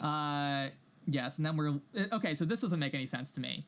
What we're leaving reality. UFOs are, you know, in the speculation line where it's like we have questions. Then alien abductions are leaving reality. But I feel like if, you know, like if one is true potentially, then. Yeah. I don't know. Crop circles are also leaving reality, which I feel like is, not a lot of thought put into this. Again, we have redundancy where we have Bigfoot, Loch Ness Monster, and cryptids in the same category. I also feel like you can't group all cryptids together, you know, like it's certainly not all cryptids are equally plausible, right? We'll find out in due time. Also, when we do an it's borderline Western epistemologically imperialist to deny Bigfoot, but we'll get into that. Science denial is jet fuel doesn't melt still beams. 5G. Okay. That like so UFOs are more likely than nanothermite Finland charges. Doesn't exist. Is on the same. Yeah. It doesn't. Also, I feel like COVID-19 made in the lab and Finland doesn't exist. Like COVID-19 made in the lab, I feel like has even got a little bit of MSM or, you know, mainstream media play. Like at least like in a Chinese lab. Like sure. As long as it's a Chinese lab. So to put that on the same exactly. So to put that on the same bar as Finland doesn't exist, something I've never heard anyone say. But like also government made diseases like is on the same line, period, as COVID made in the lab. Like, you know, maybe when we get to there's never been a government-made disease. Doubt. Like, what about smallpox? What about AIDS? I mean, I guess they didn't make it, but they instrumentalized it. But yeah, right, of course, yeah, and then of course George Soros is in the, get help. Dangerous category. When you believe one, you believe most. Which is funny because it says George Soros and Hollow Earth and Satanic Cult Panic or all that. Like I feel like if you believe, if you like, you know, are like a George Soros person, I feel like you don't necessarily believe in the Hollow Earth or in a Mars slave colony. Definitely not. And if you believe that maybe there's a little more. Imagine selling this and looking for Patreon money for this. I mean, as someone who does like look for Patreon money, like I just find that. Not acceptable, and I feel like they just didn't put enough work in. I feel like, not to brag, but I feel like the ET super civilization at the heart of the Milky Way galaxy right now, trying to comprehend like humans who are less than an ant to me when I look at that chart. That's kind of one of the tangents we said that we were going to avoid, but I think maybe it's an interesting juxtaposition if you want to compare these, you know, very like compelling, fascinating, artistically rich conspiracy charts with like the dumbest thing that I've ever seen in my life. That like, exist with this like this kind of like this charged ambiguity that has intention to it, but also invites you to kind of draw your own inferences to some extent and like facilitate critical thinking and reflection. And all these things on like both a meta level and on the actual level of like what you're seeing in terms of these connections. Okay, Mark. I think we've got a pretty good look. All right. Think anybody's going to come along and shoot you in the back of the skull tonight? No, I mean, actually, I'll tell you, I have been asked that question before. What did you say? Well, I guess my line on it is that there's nothing on any of the charts that I cannot substantiate with a major published source. And the way that I can do that, if someone were to ask me, what does this connection mean? Or are you sure about that? All I have to do is pick up the card. These are biographies, and these are corporate biographies. Right? And I can just pick up the card, and it'll tell me, here's a Norwegian shipping firm, Gearbulk, which was part of the Iraq grain export network. Okay, well, I'm Frankie. So somebody like Gearball. I'm Frankie Suzel, his nephew, and I don't care if it's true or not. Right. Okay, so the people who have written the stories that I derive my information from are still walking around. Now, in a few minor instances, there have been journalists assassinated. It has happened. A minor incident, all right. But I'm not introducing new information that could get anyone indicted or in trouble. That's the scariest Everything part. I'm using has already been The scariest part is it's all public information. It's all public information. I am just reprocessing it. I am rearranging it in a visual format that's meaningful to me. That's basically what I'm doing. I'm certainly thrilled that other people want to look at it as well.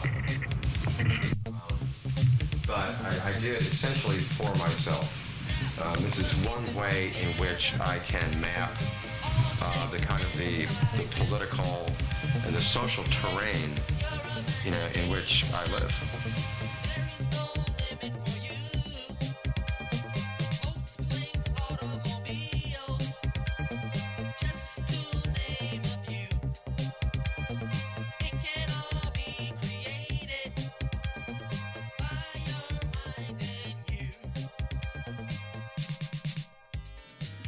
Okay, so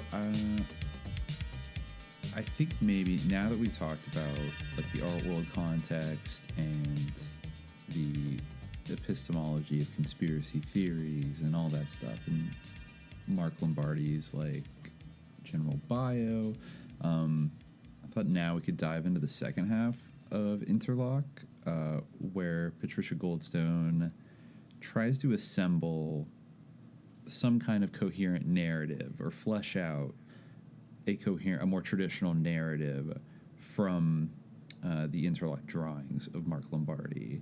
And I think the most the most interesting, she goes in a lot of direction. I think she covers a lot of ground. I see what you mean that maybe the first half of the book feels a little bit more like I don't know, incisive and erudite, like in, assessing the whole art world and stuff, and this is a little bit more suppositional, I guess. And also it gets into the territory of stuff that Mark Lombardi himself maybe did not directly include in his interlocks, but these are narratives that are related nonetheless and have a lot of the same characters involved. But the most interesting one, basically, that I'm going to read right now is basically the idea of the Black Eagle Trust, and Goldstone tries to lay out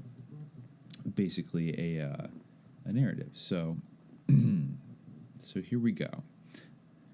What Lombardi apparently did not know when he executed his first drawing, sometimes in the late 1980s, was that the center of the narrative was a dragon's hoard of imperial Japanese treasure hidden by the emperor's commanding officers from advancing American forces.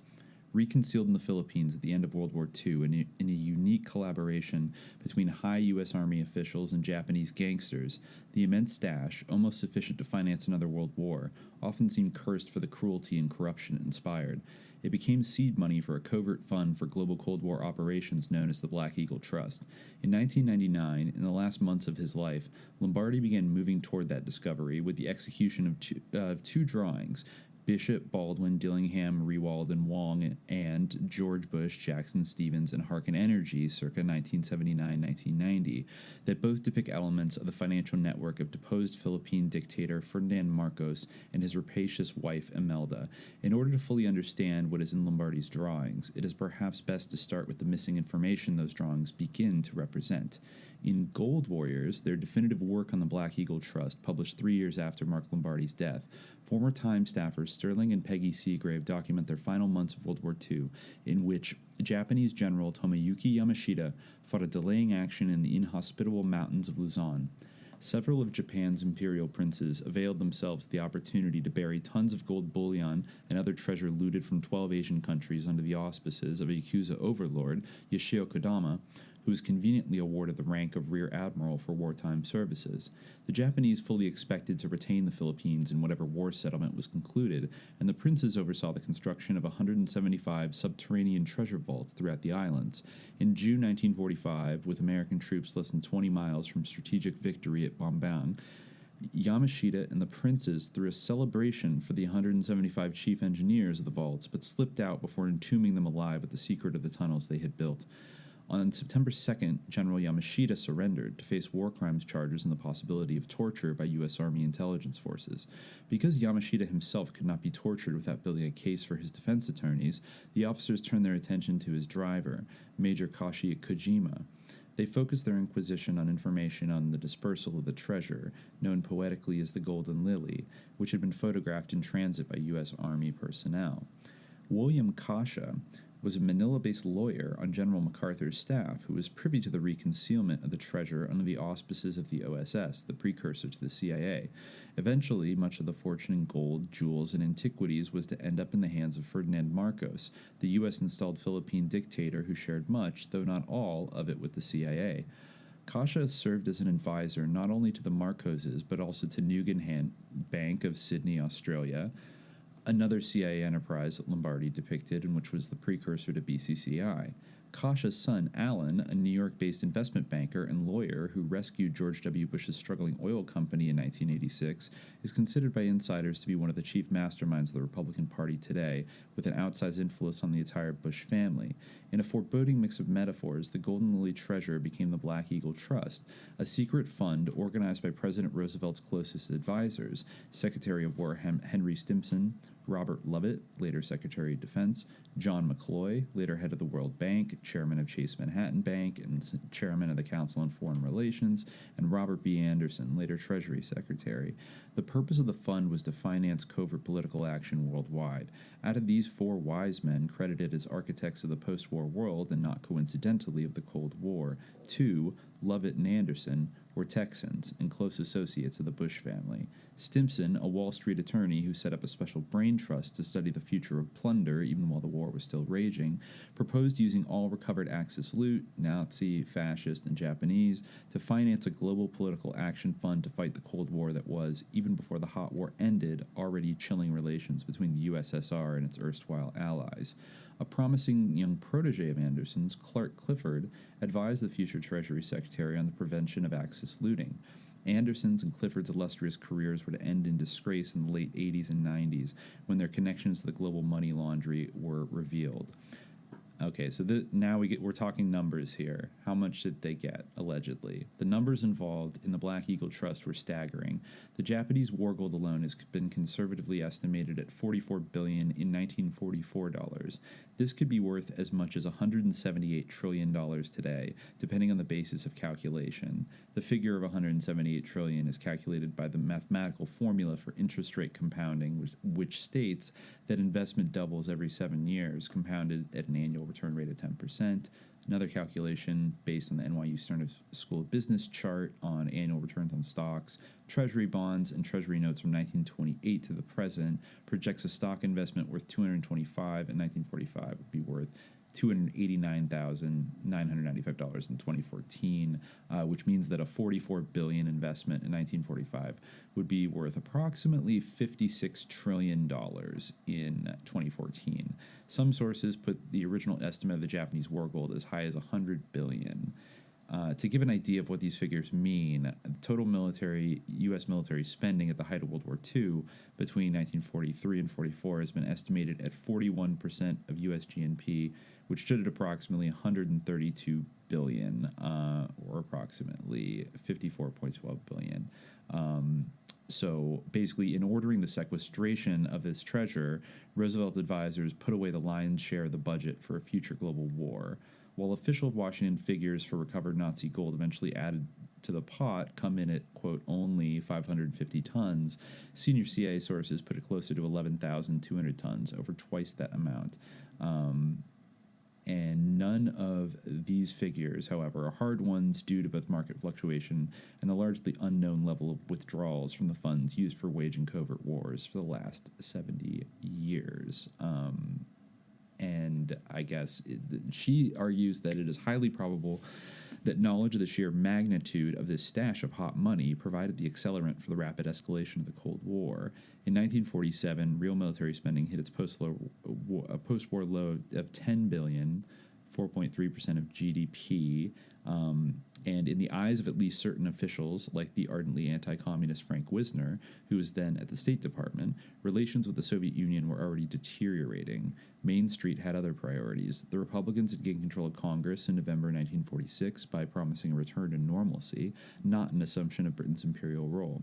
As professor of political economy Robert Higgs notes, to convince the public, and thereby Congress, of the need for additional spending, administration officials needed a crisis. General Lucius D. Clay, military high commissioner in Berlin, who had collaborated with Wisner and Senator Herbert Lehman in creating the Crusade for Freedom that features prominently in the Texas politics of this narrative, was happy to create one.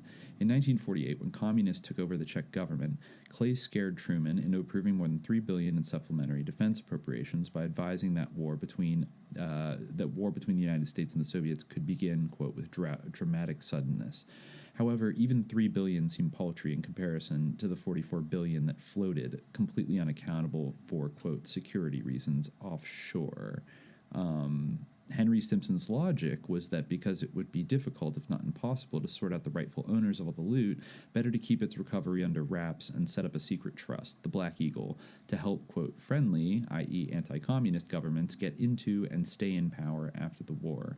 The hard figures support what appears to be the wildest of conspiracy theories. According to the sources of the two authorities in the subject, former Time staffers Peggy and Sterling Seagrave, the Black Eagle Trust could only be set up with the cooperation of the most powerful industrial, political, and banking families in Europe and America, including the Rockefellers, the Rothschilds, and the Harrimans. To anyone with a modicum of financial sophistication, let alone the most ingenious of the robber barons, such a virtually bottomless pool of unaccountable tax-free funds would represent a very powerful temptation, powerful enough to render personal ideology irrelevant. Between 1945 and 1947, much of Yamashita's, quote, sleeping bullion was spirited out of the Philippines and into the vaults of some of the world's biggest banks, where it became an asset base for patronage. It was a brilliant way to conduct business as well as politics. Okay, so we can stop right there, because I think, okay. That is the supposed genesis of what would later become the Enterprise, if you will. Right, yeah, Oliver North's so-called Enterprise, allegedly. Yeah, allegedly. My thing about the Yamashita's Gold, as I said, like before we started recording, is that, well, I just felt that maybe I had a little bit of disappointment because this was sort of hyped up to me as a thing that was going to prove Yamashita's Gold, but I was disappointed that, like, the Yamashita's Gold thing isn't actually in any of the drawings of Mark Lombardi. And that is kind of like, yes, of course, like, naturally, like, these financial networks are real, and so then, like, supervening a story about Yamashita's Gold onto them, like, will, make sense, but, or we'll have, like, some kind of skeleton for it, but, like, that's not actually, like, none of that stuff about Yamashita's Gold, like, or the Black Eagle Trust, like, he did, like, offer explanations of the networks that he charted, like, he did say things about them, and he never, like, mentioned or alluded to this, so there's no real, like, indication. The idea is, like, it's interesting in a way that you could take this information and then be like, oh, well, this is confirmation of Yamashita's Gold, but I don't necessarily know if it fundamentally is. Well, I'm gonna have to push back a little bit because I think, for one, as she does note in the beginning, that he was just starting to pursue these leads in the final months leading up to his death. Not saying that, like, that's why they got him, because he was. Well, he wasn't pursuing the leads of Yamashita's Gold. He was, or the Black Eagle Trust, essentially. I think she does say that. Well, she might say that, but he wasn't actually looking into it, like, or there's no evidence that he was. She says that it is possible, though not documented in either his files or his extensive bibliography, that which basically means, like, it isn't true, that he was aware of a series of articles on the Japanese gold recoveries written in 1975 by columnist Jack Anderson, who himself played a role in the story and whose sons John and Scott published a 1986 book, Inside the League, on one of the Black Eagle conduits, the World Anti-Communist League. So what he did do... okay. Yeah, was he... Yeah. She says in 1999, in the last month of his life, Lombardi began moving toward that discovery with the execution of two drawings. But I guess that's a little bit, I guess, moving toward that discovery and like, is not the it same is thing true as, that like Ferdinand Marcos and Imelda Marcos are super corrupt and like totally in bed with like, you know, very corrupt like international forces, particularly in the United States, and involved in like the larger enterprise of Iran-Contra and other such things. But like the idea that their wealth comes from Yamashita's gold, like, you know, that isn't like, you know, I'm not necessarily saying that that's like not true. Like I mean, it could be, but like there's not really like proof of that in this. Like there's definitely proof of these, like William Kwashwa, he is named there, you know, in the documents. Yes. Like the connections between them, and he is in the George Bush Harkin Energy thing, but yeah, you know, I mean, so many people and also the other thing I would say is that though I think if anybody would have been qualified to discover this angle before he died, it would have been Mark Lombardi. But the main book that was referenced here, Gold Warriors, I think came out in like 2004, so it came out several years after his death. So it was still a relatively it hadn't quite popped up, and nobody had, you know, gone and kind of done a lot of this like original research to get little tidbits of this narrative. I have a feeling like if Mark Lombardi had read Gold Warriors, he would have looked at, oh, look, all of the people that are in all of my interlocks are in this story. But I would imagine that the reason why all the people who are in his interlocks are in Gold Warriors is because they were in his interlocks beforehand. Do you think I don't know yes. The Seagraves whether or not they used his interlocks as research material? I think that they may have actually been fans of Mark Lombardi, but you know, they have used the term interlock to like kind of talk about their research. But regardless, like, you know, I think that like what I'm saying is that those networks, like those connections, are real. The question, but the thing is, like, they still function and they still exist whether or not like there is gold. And to be fair, like the idea of Yamashita's gold is not something that like they like, you know, that has existed before.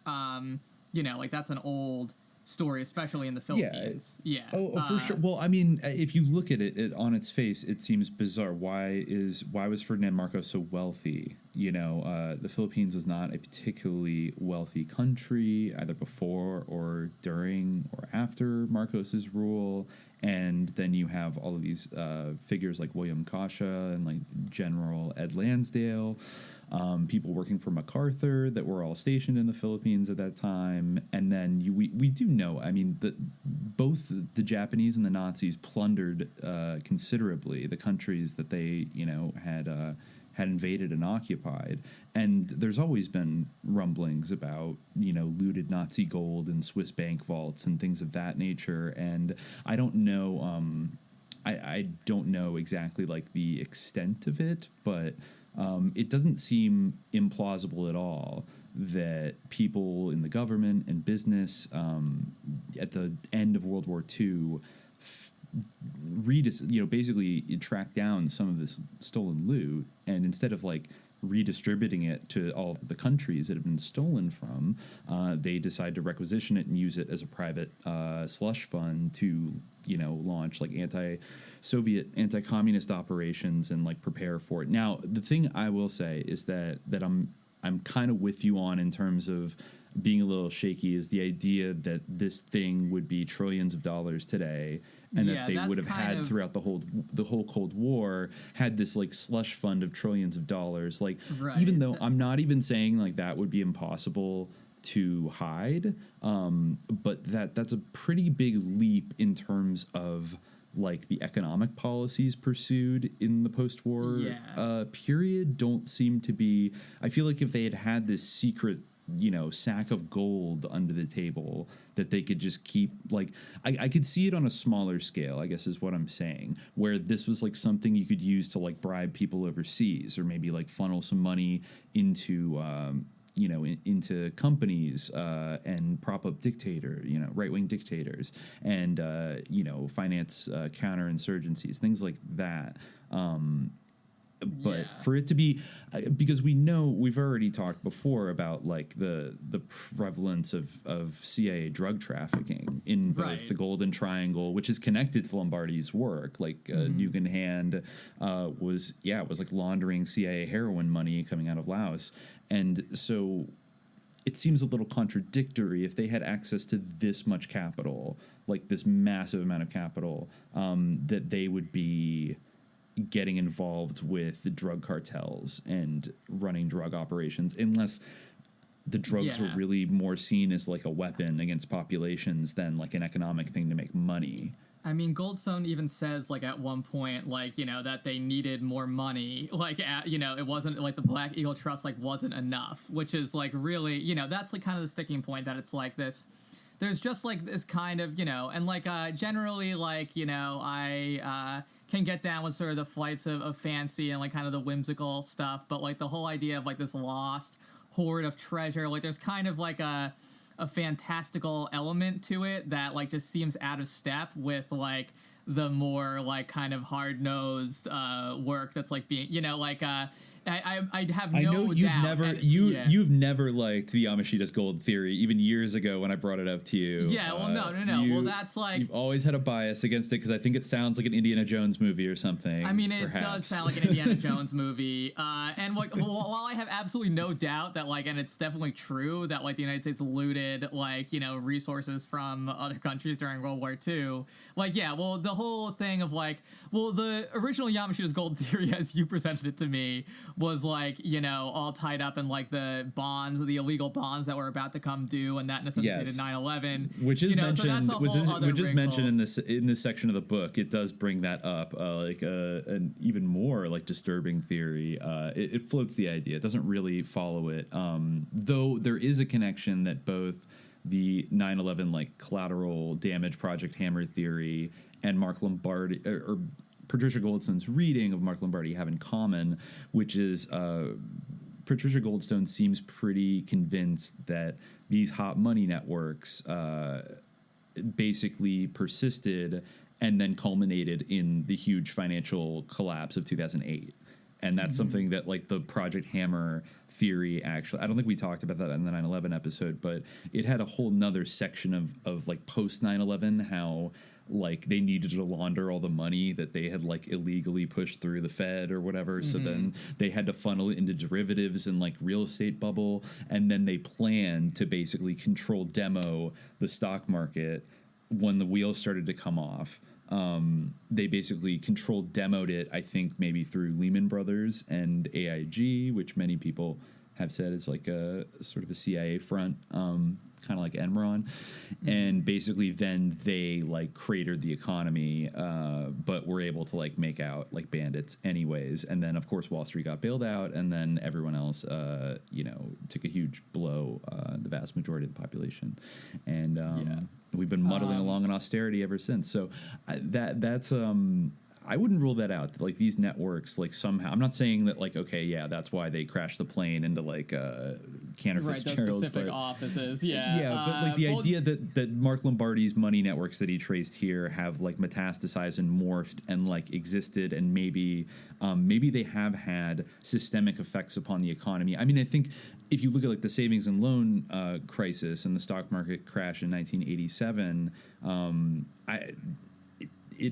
I'd have to go like I have a couple books that I haven't read yet about like the nitty gritty, but like that is a subject of Lombardi's interlocks at various points. Was like Silverado Savings and Loan, which was for sure. And there's Neil all Bush sorts worked of for. Like financial institutions collapsing, like all around the country. Harken Energy is a great example. Like whether like even if you leave, I think that Goldstone points to that as being like something to do with Yamashita's gold. But like on its own, like in this other book, which I think does a little bit of a better job in terms of analyzing like the paintings, like not like the drawings, and not really like doing too much to kind of or not reading quite as much into it. There's still like a lot going on there, like in terms of the Harken Energy one. They write, during Bush's first year at Harken, members of the company's board asked Little Rock investment banker Jackson Stevens, whose family owns the country's 10th largest brokerage firm, to arrange a $25 million stock purchase by Union Bank of Switzerland, a deal that took place the following year. Part of the deal included placing on Harken's board Sheikh Abdullah Taha Baksh, whose investment partners included important Saudi shareholders and the notorious Karachi-based Bank of Credit and Commerce International, known more familiarly by its acronym BCCI, which is the subject of Lombardi's most magisterial drawing of all, which is this incredible web. But Harken's finances were so shaky in 1988 that it sought the aid of the Bass brothers to advance it $50 million. I read that as Bass. Nevertheless, this small firm, which had neither drilled for oil or gas outside Texas, Louisiana, and Oklahoma, nor drilled offshore, entered into discussion with Bahrain officials after that nation's negotiations with Amoco for a gas and oil exploration contract had broken down in 1989. News reporters were incredulous to learn of this, and rumors, of course, as always, and rumors regarding the role the presidency of Bush Sr. might have played in the Middle Eastern country's sudden interest in this comparatively unimportant oil drilling outfit were voiced but never proven. The surprise among the media is understandable in view of the anticipated riches from Bahrain's offshore reserves, situated between the world's largest oil field, which is in Saudi Arabia, and the largest natural gas field off Qatar's beaches. In 1989, Bahrain awarded exclusive offshore drilling rights to Harken Energy, and the company's stock price quickly jumped from $4.50 to $5.50 a share. Although Harken's future prospects appeared incredibly promising, sorry, I keep misreading everything, the company was suffering from insufficient cash flow. In the spring of 1990, Bush was appointed to the company's 3-member audit committee and worked closely with financial advisors from Smith Barney, Harris Upham and Company, who concluded in May that only substantial infusions of funds, I think that's a typo on their part, would save Harken, since it owed more than $150 million to banks and other creditors. In June, Harken drilled 2 dry wells in Bahrain. On June 11th, Bush participated in discussions about how restructuring the company might affect its outstanding shares. And on June 22nd, he sold 212,104 shares of Harken Energy stock at $4 a share for a total of, $848,560, making a 200% profit. In August, Iraqi troops invaded Kuwait, and after Harken restated its earnings downward on August 20th, declaring a second quarter loss of $23.2 million, Harken shares plummeted across 40%, and then went as low as $1 per share. Although Securities and Exchange Commission regulations dictate that Bush should have reported the sale of Harken stocks by July 10th, the sale was not recorded by the SEC until the first week of March 1991, after the Gulf War was over. Despite Bush's later claims that he reported the sale in a timely manner, the SEC never found documents corroborating his statement. Because of this discrepancy in Bush's strategic role on Harken Energy's audit committee prior to the sale of his stocks, he has been suspected of insider trading. Of Lombardi's delineation of Bush's activities articulated in 3 horizontal timelines, Arbusto Energy, Spectrum 7 Oil, and Harken Energy. It concludes with the year 1990 and the figure 848K, together with the notation July 1990, Bush bails out with profit. 2 weeks later, Saddam Hussein invades Kuwait. So you can definitely see how these financial dealings have consequences. It's amazing. After, it's amazing that both Neil Bush and George W. Bush were involved in huge financial scandals in their businesses while their dad was vice president and president. And I feel was that even a scandal in the early 90s? I guess it was a slight one, but it wasn't. Something else that I learned from Mark Lombardi's drawing was that there was a similar thing to Russiagate with China involving Bill Clinton. There kind of was. Heard about. There was. That was a popular. I think it might have even been Billy Millian Hitchcock who kind of launched a crusade against the Clintons in the 90s. It was somebody like that, or maybe it was Richard Mellon Scaife. Sorry, I got my melons mixed up. I think it was Richard Mellon Scaife who had kind of declared his own subliminal jihad on the Clintons for some reason, but also I don't know, maybe in a kind of birthery kind of way, kind of confuse things a little bit. The real thing is that Clinton was, as I saw somebody just post on the Discord, Clinton was an agent of Operation Chaos, according to one book in the 90s. He was a CIA informant who was recruited at when he was a Rhodes Scholar, and of course everything he did in MENA in the 80s, and so saying that like, oh, he's a puppet of like Deng Xiaoping or something like that became like the kind of the top conservative thing to say about him, as opposed to this guy is like an opportunistic like a Pete Buttigieg, basically. And like similar things with Obama. But if I think maybe to shed some light on maybe why the Bushes are just so cavalier about all of this. Goldstone goes back to the very end of World War II, and like John McCloy, Frank Wisner, and the Bush family. So I just want to read what was George W.'s grandfather like in this whole world? Do you have anything to do with it? Well, so after the war, John McCloy became German High Commissioner, and along with Frank Wisner, future head of the CIA's Dirty Tricks Division, the Office of Policy Coordination, and Alan Dulles, controlled the records pertinent to the investment banking firm of Brown Brothers Harriman, where Prescott Bush had maintained his Nazi clientele. Nelson Rockefeller subsequently invited McCloy to become a partner in the Rockefeller family law firm that became Milbank, Hadley, Tweed, and McCloy, and where his most important client was the Rockefeller Family Bank, Chase Manhattan. Lovett became chairman of the eponymous 1945 committee advising the U.S. government on the post-war reorganization of American intelligence activities, which led to the creation of the CIA. Upon being called back to government to serve as Undersecretary of State, Lovett was instrumental in the establishment of NATO, the Western military enforcement arm of the Cold War in Europe. Edwin S. Pauley, a major right-wing oil player with a long intelligence relationship, whom Truman appointed to head the Commission on German and Japanese Reparations, which ignored sloppy record-keeping about recovered gold and brushed aside questions of hidden Japanese assets, was closely linked to the Texas oil interests of Robert B. Anderson's father, Robert O. Anderson, and recent scholarship suggests that Pauley's appointment was the fruit of efforts to protect oil investments in Europe and the Far East on the part of industry magnates such as Clint Murchison and H.L. Hunt. Another source of expert guidance was Prescott Bush, George H.W. Bush's father, who also appears as a tangent to the axis of the Enterprise in Lombardi's Iran-Contra drawing. Bush's covert work in setting up front banks and hiding large financial transactions for Hitler's wealthy industrialist supporters through Brown Brothers Harriman gave him exactly the expertise needed by the CIA to conceal its operations from the Soviets, despite his recent history of friction with the executive branch. Bush had a history of servicing America's enemies for commercial rather than ideological reasons. In 1926, he became the American banker for Fritz Thyssen, Hitler's largest single industrial supporter in Germany, through an elaborate money laundering operation funneled through the supposedly American-controlled United Banking Corporation, actually a front for a number of German nationals, under the auspices of Bush's father-in-law, Burt Walker, president of Harriman Brothers. Walker brought Bush into the investment bank in 1926 and put him in charge of UBC. Bush oversaw UBC's German operations from 1926 to 1942, which included managing Tyson's American portfolio at a time when Tyson was contributing over $1.5 million to the Nazi Party.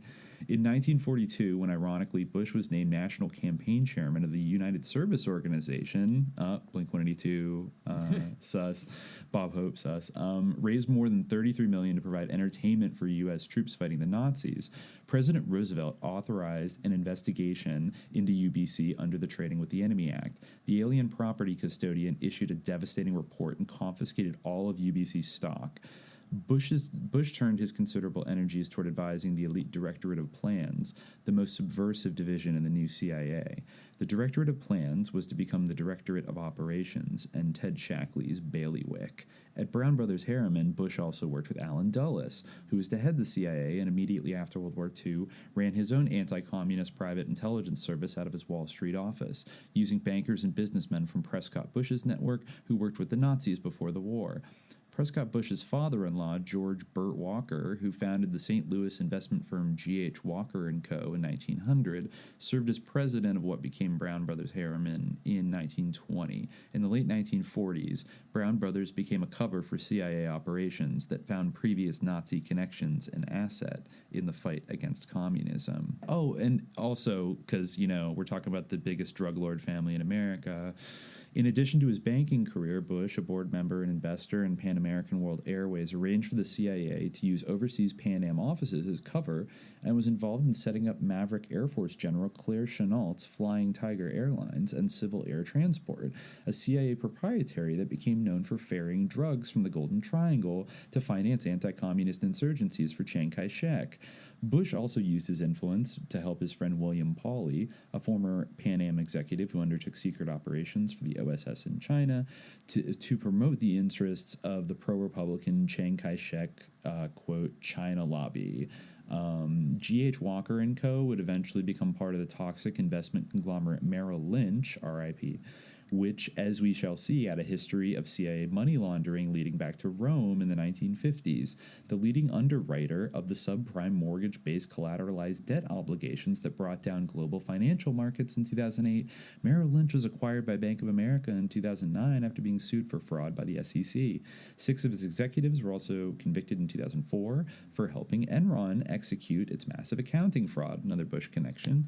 Merrill Lynch & Co. ceased to exist as such soon after. It finally merged into the Bank of America Corporation in 2013, although the bank's wealth management division still carries its name. So, yeah, I mean, Bush, going back to Prescott, was like advising the government on the very creation of the CIA and creating NATO, and he was an expert at money laundering for Nazis. Yes. And had the absolute, and was of course like close with very bosom buddies, business partners really with Alan Dulles at Brown Brothers Harriman, and was involved in so I mean, when you look at it that way, George H.W. Bush trafficking cocaine into the country in the 1980s, it kind of demystifies it a little bit because he's his father's son. Mm-hmm. I mean, not just in he's rapacious and would do anything to make money or win, or he's willing to break the law, but literal drug trafficking with Nazis. It seems more and more like George H.W. Bush, inherited it. He succeeded to a role that had kind of been established by his father. Yeah. And he's a generational Satanist. I mean, you said it, not me. But I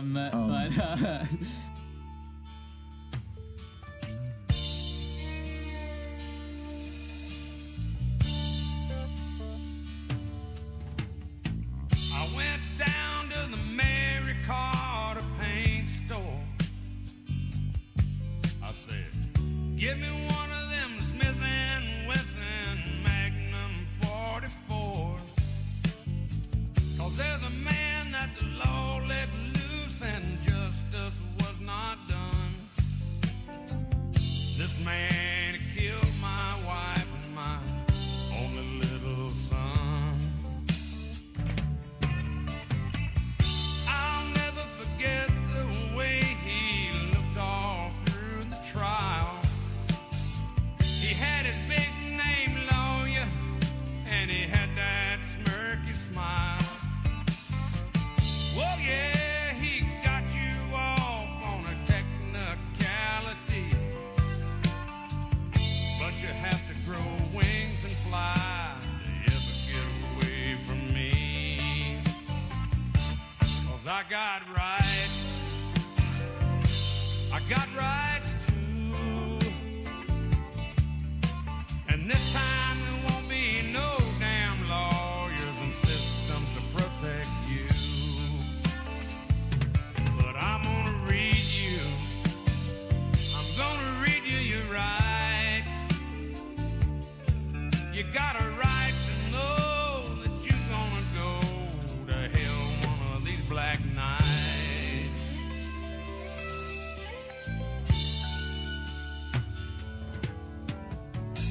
When the trial was over, he had the nerve to say that's the way it goes.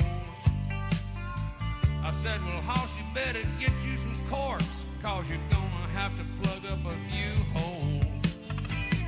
Yes, he thought I was talking just to pass away time, but it kinda looks different now, on his knees begging for his life. Hey, I got rights, I got some rights too, and this time it won't be no damn lawyers and systems to protect you, but I'm gonna read you, I'm gonna read you your rights. Yes. But I will give you something there that, you know, they're talking about, you know, ferrying drugs from the Golden Triangle to finance anti-communist insurgencies for Chiang Kai-shek. There, again, kind of brings up a little bit of contradiction with the idea that they would have had $44 billion adjusted for inflation, you know, trillions basically today. If they had that much money, why go to the risk of trafficking drugs? Now, that's not to say they didn't have any money. Like, maybe, you know, this is like the seed capital basically for all these covert operations to kind of like grease the wheels and like get them going. But it's not like you don't want to like, if it wasn't enough that maybe they didn't want to erode the principle that they had stashed away, you know, or it was risky to move it too much. America definitely made money off of World War II. Like, that's like pretty much a historical fact. But like, every war, those organizations did. Yeah, Vietnam exactly. As well. Yeah, as Smedley Butler said, war's a racket. And like the, you know, but I think that in terms of, you know, I certainly don't think that it's true that, like, you know, the only reason why there would be a connection to the Philippines here is that, you know, there must be some Yamashita's gold, because I do think that the Philippines does have like a geopolitical value, and I think that, I mean, one practical way in which the Philippines is related, as well as like, you know, Iraq, as well as Nicaragua, like all these places, is through the BCCI. Actually, like, while I was speaking of like kind of what we were talking about, conspiracy theories, or the term conspiracy theory, and while I was looking up the BCCI earlier, I found this article from 1991, which is this is the headline: "Hold those conspiracy theory jokes. BCCI may be the real McCoy," and it's by Steve Daly, and he says, "Like millions of my skeptical countrymen and women, I long have snickered at the conspiracy theories among us. Wild talk of evil doing by the shadowy Trilateral Commission, letter-writing Scientologists, followers of Sun Myung Moon." It's funny that the Moonies actually were like involved. They are a conspiracy, collegiate fun seekers and Skull and Bones, or Soviet moles burrowed inside the American intelligence community, kept me changing the channel. But I My Lights, Skull and Bones, a subterranean society that President Bush joined while at Yale, was the province of dull rich guys. And those who got lathered up by the secret handshake crowd were as easily dismissed as folks who call talk radio programs 3 nights a week to discuss Elvis Presley's whereabouts. There you go. This is perfect. This is a great example of exactly what we were talking about. Like, we go from like the Trilateral Commission to like Elvis being alive. Exactly. You know, like in a second. Anyway. The headlines indicate, but the headlines indicate that I've been wrong. Years after critics of the Warren Commission and yahoos who trumpeted papal conspiracies have passed in review, along comes the Bank of Credit and Commerce International. He talks about how Time magazine calls the controversy the first global scandal, etc. But yeah, so lots of people were like involved in this. Lots of figures such as Ferdinand Marcos himself, Saddam Hussein, Noriega, obviously, the Medellin drug cartel, and the CIA. Actually, there's a good summary of it, I guess, that Lombardi gives. Again, this is the subject of like a immense web that he drew, which is really like, you have to look at it, but it's like absolutely sprawling and huge. He has that panoramic feel, but he said, this is a quote from him in the book that I've referenced occasionally. global networks. Read from left to right, this chart represents the evolution of the BCCI, the Bank of Credit and Commerce International, otherwise known as the Bank of Crooks and Criminals, a mainly Arab-owned concern. A little bit of Arabophobia, but, no one likes Khalijis, so, whatever. But anyway, a mainly Arab-owned concern founded in 1972 with financial backing from Bank of America. The brainchild of Pakistani banker Agha Hussain Abedi, based in Karachi, controlled from Abu Dhabi, incorporated in Luxembourg, and operated from London, Geneva, and the Cayman Islands. It's really amazing. Involved in joint ventures with local banks in Iran, Oman, France, and Switzerland, assets grew from $5 million in 1973 to $23 billion by 1991. By the mid-1980s, had opened offices in 78 countries to serve the needs of nearly 1 million depositors and borrowers, 40,000 of which were in Britain, the bank's largest market in the West. By all appearances, BCCI was a stable and profitable enterprise managed with integrity.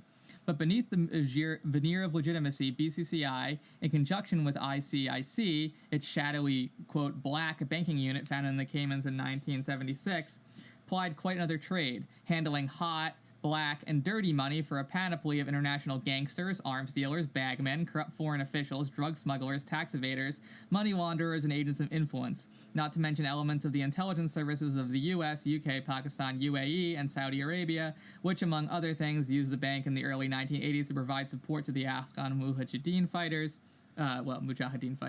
finance parts of the Iran-Contra operation, and funnel bribes to retired Palestinian terrorist Abu Nidal.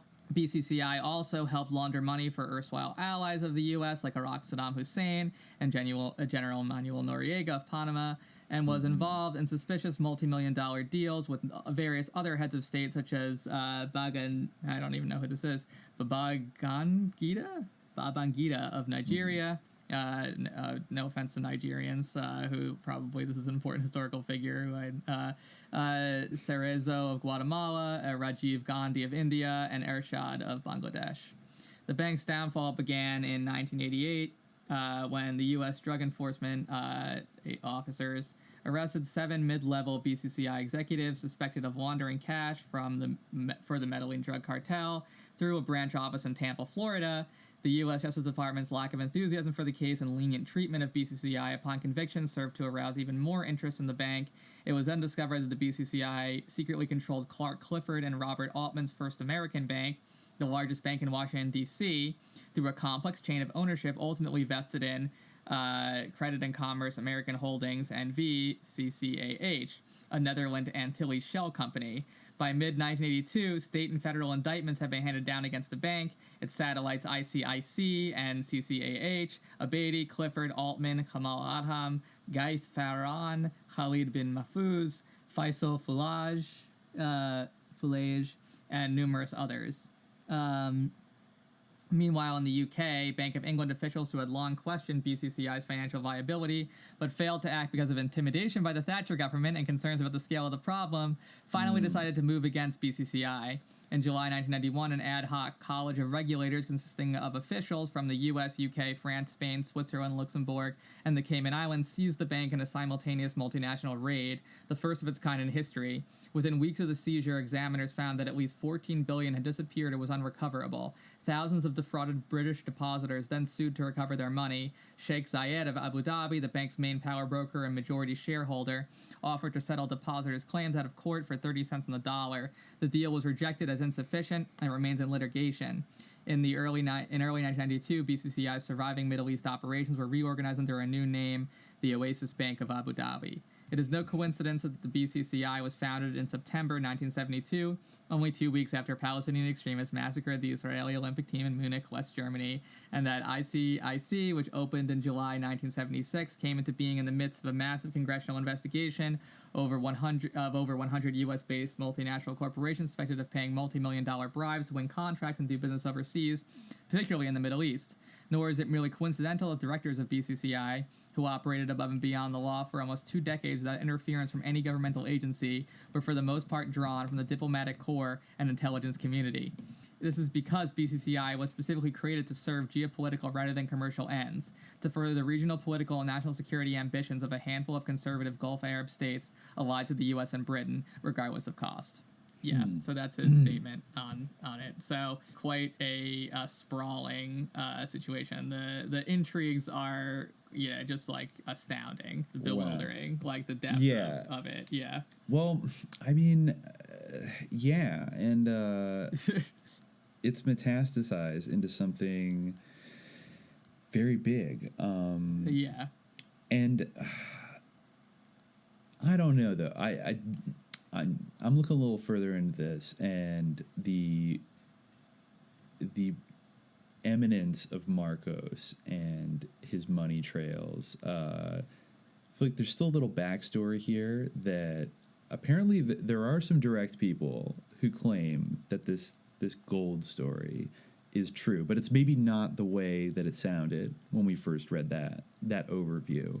And there are two people connected to the gold story who did basically feature in the BCCI master drawing that was so badly damaged in the flood in his studio in February 2000, 1 month before his death. And that BCCI drawing, there was a mysterious flood in his studio apartment the month before he died that damaged his like master BCCI work, like encompassing like everything you just described. He did remake it though. He did. I guess he remade it. But it was. He stayed up for 4 days to remake it, which was one of the reasons why people were like, "Well, he was tired, so he had to kill himself." Yeah, he killed himself. But apparently it contains narrative fragments and hitherto obscure figures essential to the Black Eagle Trust, such as Ryoichi Sasakawa, the futures speculator who, with his partner Yakuza boss Yoshio Kodama, founded the World Anti-Communist League. And William Kasha, the American-born engineer, lawyer, and Masonic leader who established himself in the Philippines after serving as an officer on General MacArthur's staff, where he helped allegedly administer the secret dispersal of the treasure. The way in which George Bush Harkin Energy is constructed, with the hubs, or nodes, as Lombardi called them, of William Kasha, his son Alan, who was to rescue George W. Bush's Harkin Energy from financial ruin, and the Marcoses themselves forming a vector in the lower left quadrant of the drawing, which appears to trail off the rest of the design, suggests that Lombardi was planning to use these nodes as the connector or starting point of another drawing. Had he lived, that drawing or series of drawings might have mapped the Black Eagle Trust itself, the missing hemisphere and the global totality. I remember that part. I mean, there's also Spectrum 7 oil, like, which mysteriously has, like, a... Marcos is actually like a dead end, but Spectrum 7 oil actually has an arrow pointing off of it towards, like, nothing.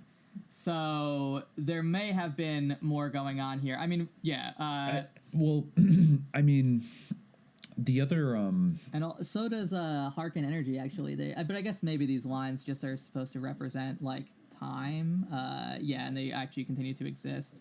Maybe they're supposed to be temporal.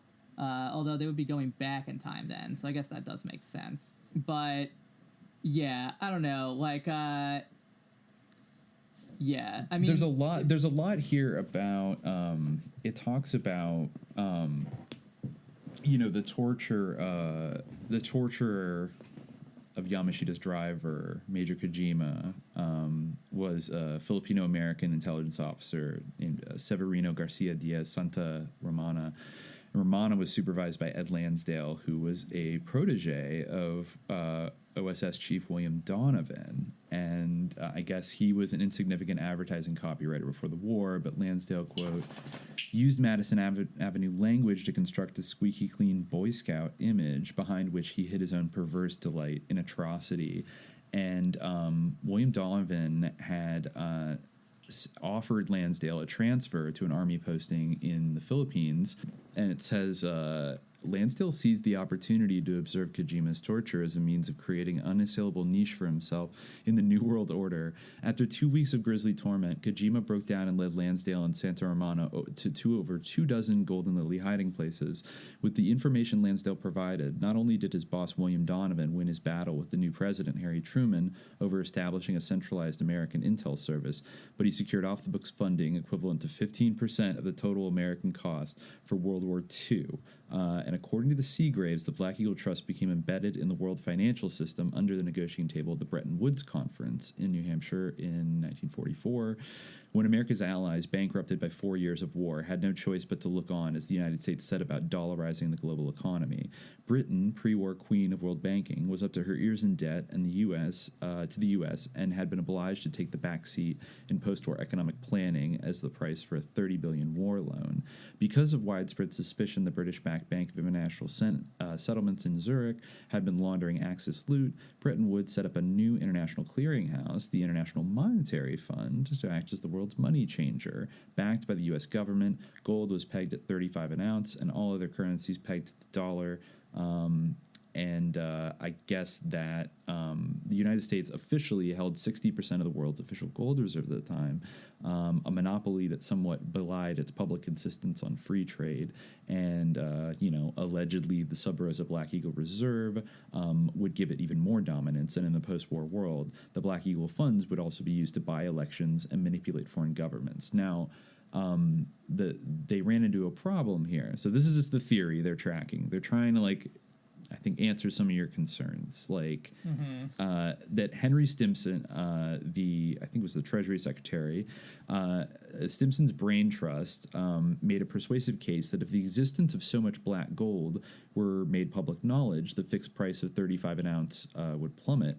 Since the U.S. dollar was linked to gold, and so many currencies throughout the world were linked to the dollar would indeed, in the famously arrogant words of another U.S. Secretary of Treasury, John Connolly, in the car with JFK, who figures so prominently and so egregiously in the story, became everybody's problem. The persuasive Lansdale, whose gift for dramatic exaggeration made him a popular guest on the Washington dinner circuit, promoted the black gold as an extra floor for the post-war economy that would coincidentally give Washington even more leverage in wresting world banking away from the Brits. Now, this is interesting. So we have not just these Seagrave people, but according to Ray Klein's Iran-Contra testimony, between 1945 and 1947, the Japanese gold, under the direction of Robert Lovett, an expert on foreign exchange and currency controls who returned to Brown Brothers Harriman for 2 years after the war, was discreetly moved by ship to 176 banks in 42 countries, though much of it remained behind in the Philippines. The gold became sleeping bullion, meaning that it was at least initially earmarked and strictly limited in the uses that could be made of it. However, gold bearer certificates and other forms of derivatives could be given away as gifts or bribes to countries and individuals that cooperated with Washington's Cold War agenda without giving away the bullion itself. Beneficial trusts for statesmen and military and business leaders could be set up as well. By limiting the amount of gold that reached the market, those who controlled the Black Eagle Trust could hold far more than the official gold supply, keeping gold prices artificially high while using derivatives, a financial instrument intimately related to Sasakawa's past as a future speculator, as a clandestine slush fund. Ray Klein, part of the band of OSS brothers known as the Old China Hands, which included Lansdale and General John Singlaub, was a key player in both the Black Eagle Trust and the Iran-Contra Enterprise. He appears in Lombardi's Iran-Contra drawing linked to Geomilitech DC, one of the conduits for Oliver North's scandalous adventure.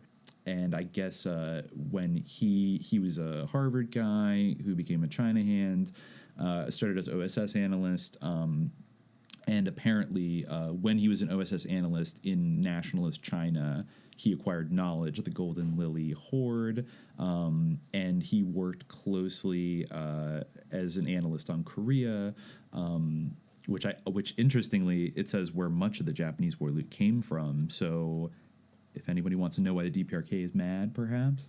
Anyways, they really don't like the Japanese. But he worked closely with John Singlaub, CIA banker Paul Hellawell from the Castle Trust, and William Casey, who shared his interest in financial intelligence.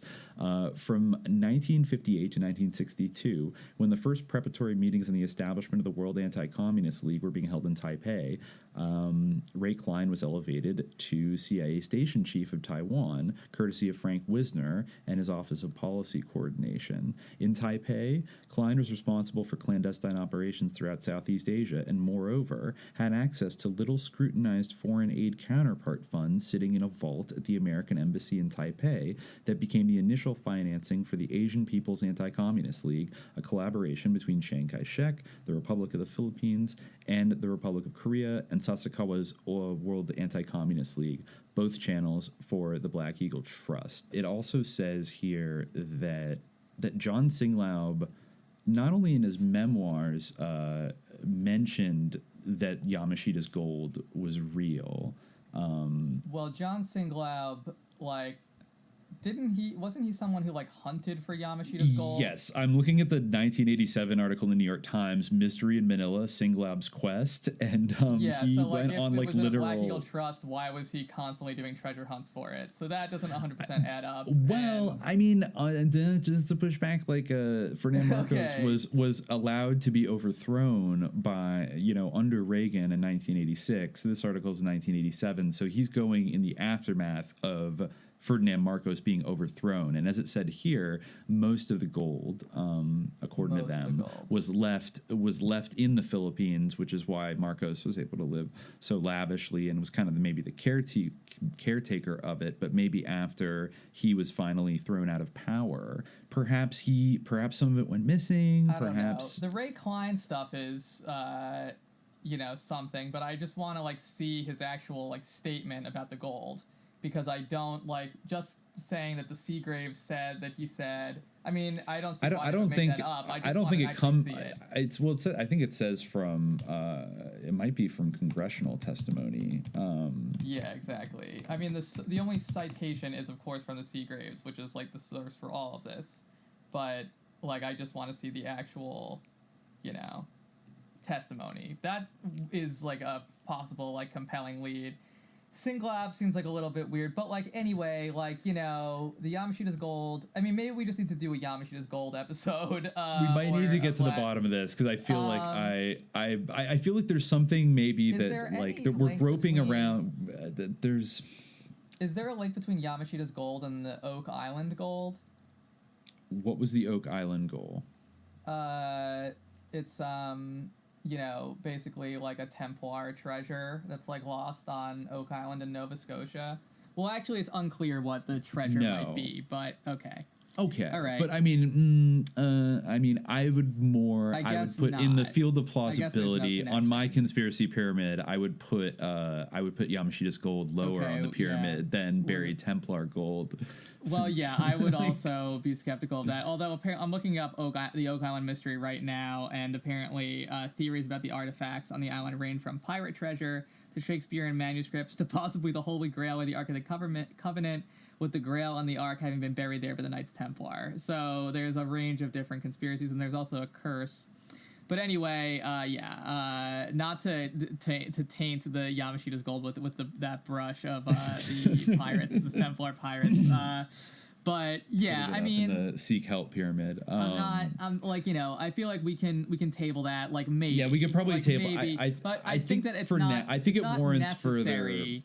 It's not necessary for all of this to make sense or to work. Marcos is super involved in the BCCI. His links to Harken Energy are through William Quasha. That is legitimate. William Quasha obviously has a link to Marcos. But if you want to go down another conspiracy route that we've uncovered, I noticed that Quasha, according to Wikipedia, the Wikipedia article for William H. Quasha, he served as Scoutmaster of Troop 1 American School. He joined the executive board of the Boy Scouts of the Philippines. Yep. And was awarded the Silver Tamara. So he received the Silver Buffalo of the Boy Scouts of America in 1947. Wow. I guess just in light of what's been in the news this week, record lawsuit liability for covering. It actually did say. Didn't we mention this in the other episode? Maybe we did during Contra 3 that all these other institutions that have sort of ducked under the radar the last 15 years as the Catholic Church has gotten, rightfully pummeled but that, these other groups are kind of probably had just as much abuse going on. So now we see that with the good old we Boy also Scouts. Gotta say, we called the Boy Scouts thing. I mean, I guess it's kind of right back to I guess episode if you 3. really think about it, well, Aquino's Boy Scout links. He cited his time in the Boy Scouts as why he wanted to go into the military. Is very formative for his life. There's all sorts of sus Boy Scout links. Wasn't the sort of the sus Antifa shooter guy in the Boy Scouts? There was some picture of him in his Boy Scout uniform. Which shooter? That's that guy who was I'm 100% Antifa, and then had sort of mysterious death. Yeah, I'm not sure if he was a Boy Scout, but he was from the army. But I believe that he was also a Boy Scout. But I mean, I guess that doesn't really mean anything. I mean, a lot of people are Boy Scouts, but my point is that the Boy Scouts are the most sus organization of all time. And it all goes back to the Boy Scouts. No, definitely. I think, I mean, honestly, I think we could spin on, even just in the, where we might have certain bones to pick with certain sections, but I think actually each chapter of this, now that I'm looking at it, really does deserve kind of its own episode, like Castle Bank, exactly. This is Nugan why I Hand. don't really like the second part of the book as much as the first part, because I feel the Mark Lombardi's art itself, what I thought the second half of the book was going to be is discussion of the various artworks in depth. There's a little bit of that, not as much as I would like, in the other book that I read and I mentioned, but this is mostly kind of an index of different conspiracy theories that would sync up with things in his drawings. Which I mean, I don't think is there. Honestly that's not so bad. And they're they just cover BCCI, which is obviously a big important bugbear for him, and but and that's there's a. I mean, I would say, almost bad, but John DeCamp's book perhaps does, it has a similar feel to it as the second half of this book does, where it's just blazing through, making these connections and time to time, hitting on things, but then you're also kind of going so fast that you're well, wait a minute, so it gets tough when this is the kind of thing that maybe gives people kind of cognitive overload when you're just and I know I've spent enough time, I've blown enough hours reading into various things that I could notice that she was incorporating a lot of stuff from Gary Webb's recording to Daniel Hopsicker stuff about Barry Seal and that Project Hammer 9/11 conspiracy theory that was floating around online. She definitely did a lot of homework to stitch together a lot of these narratives. I don't think it has kind of the I don't know if I would say that it's absolutely sort of complete, but I think for maybe a lot of people, I think particularly maybe the sort of a curious, art aficionado, in the bookstore who sees this book and buys it, but, would consider themselves laughing at Elvis radio shows, that kind of person. The sort of bespectacled Slate columnist in Brooklyn or something who sees it in a coffee shop, maybe this is a way. I mean, you still kind of have to be game for going on some wild rides in this half. But I feel there's a lot of and there's a lot of stuff that we didn't really even talk about that his there's a lot of he did a whole drawing about the Vatican and their sus activities. Which I guess was for sure for him. For sure, which is a whole nother vector of the kind of the shadow economy, Iran-Contra. Obviously, Bill Casey. It talks about how Bill Casey was Knight of Malta, as was William Donovan, and they do pop in and out. Talks about Edward Lansdale creating Operation Mongoose, which was a assassination program to kill Castro in the early '60s. It says the old China hands figured largely in the anti-Castro actions, which would kind of be another convergence point. I don't know if this gets into the Vatican.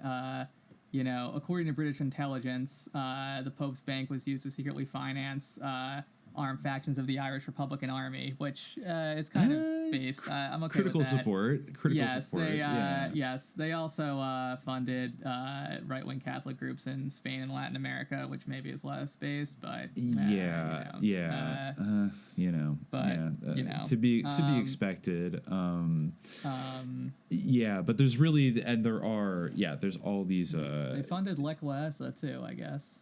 They definitely funded Lech Walesa. That is in the Victory book by Peter Schweitzer, which is kind of also, it touches on some of the things these guys did that was not exactly like authorized, but but they even admit in that book quite openly that they were like pumping billions of dollars and giving them like secret radio equipment so that they could communicate with like the U.S. embassy in Bonn, Germany, and shit like that. Like they were, the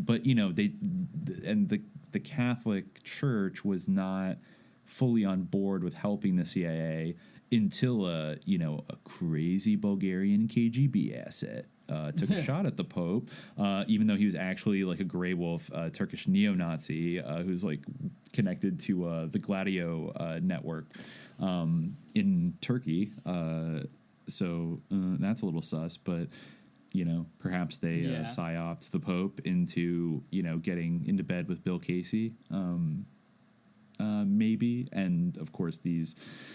Yeah, and like Paul Marcinkus, the Vatican Bank, like all that stuff that we talked about in previous episodes. I think it's all, I wouldn't put it out of the realm of the Catholic Church to have maybe squirreled away some loose funds and treasures and such throughout World War II, though they might have been looted as well. I'm not really sure kind of how that shook out, but they definitely seem to be into financial wizardry, to say the least. But yeah, all these things could probably, there's also the, it should bear mentioning, soon to be ex-Cheeto in chief, Donald J. Trump, is mentioned in one preliminary drawing of Mark Lombardi. Yes.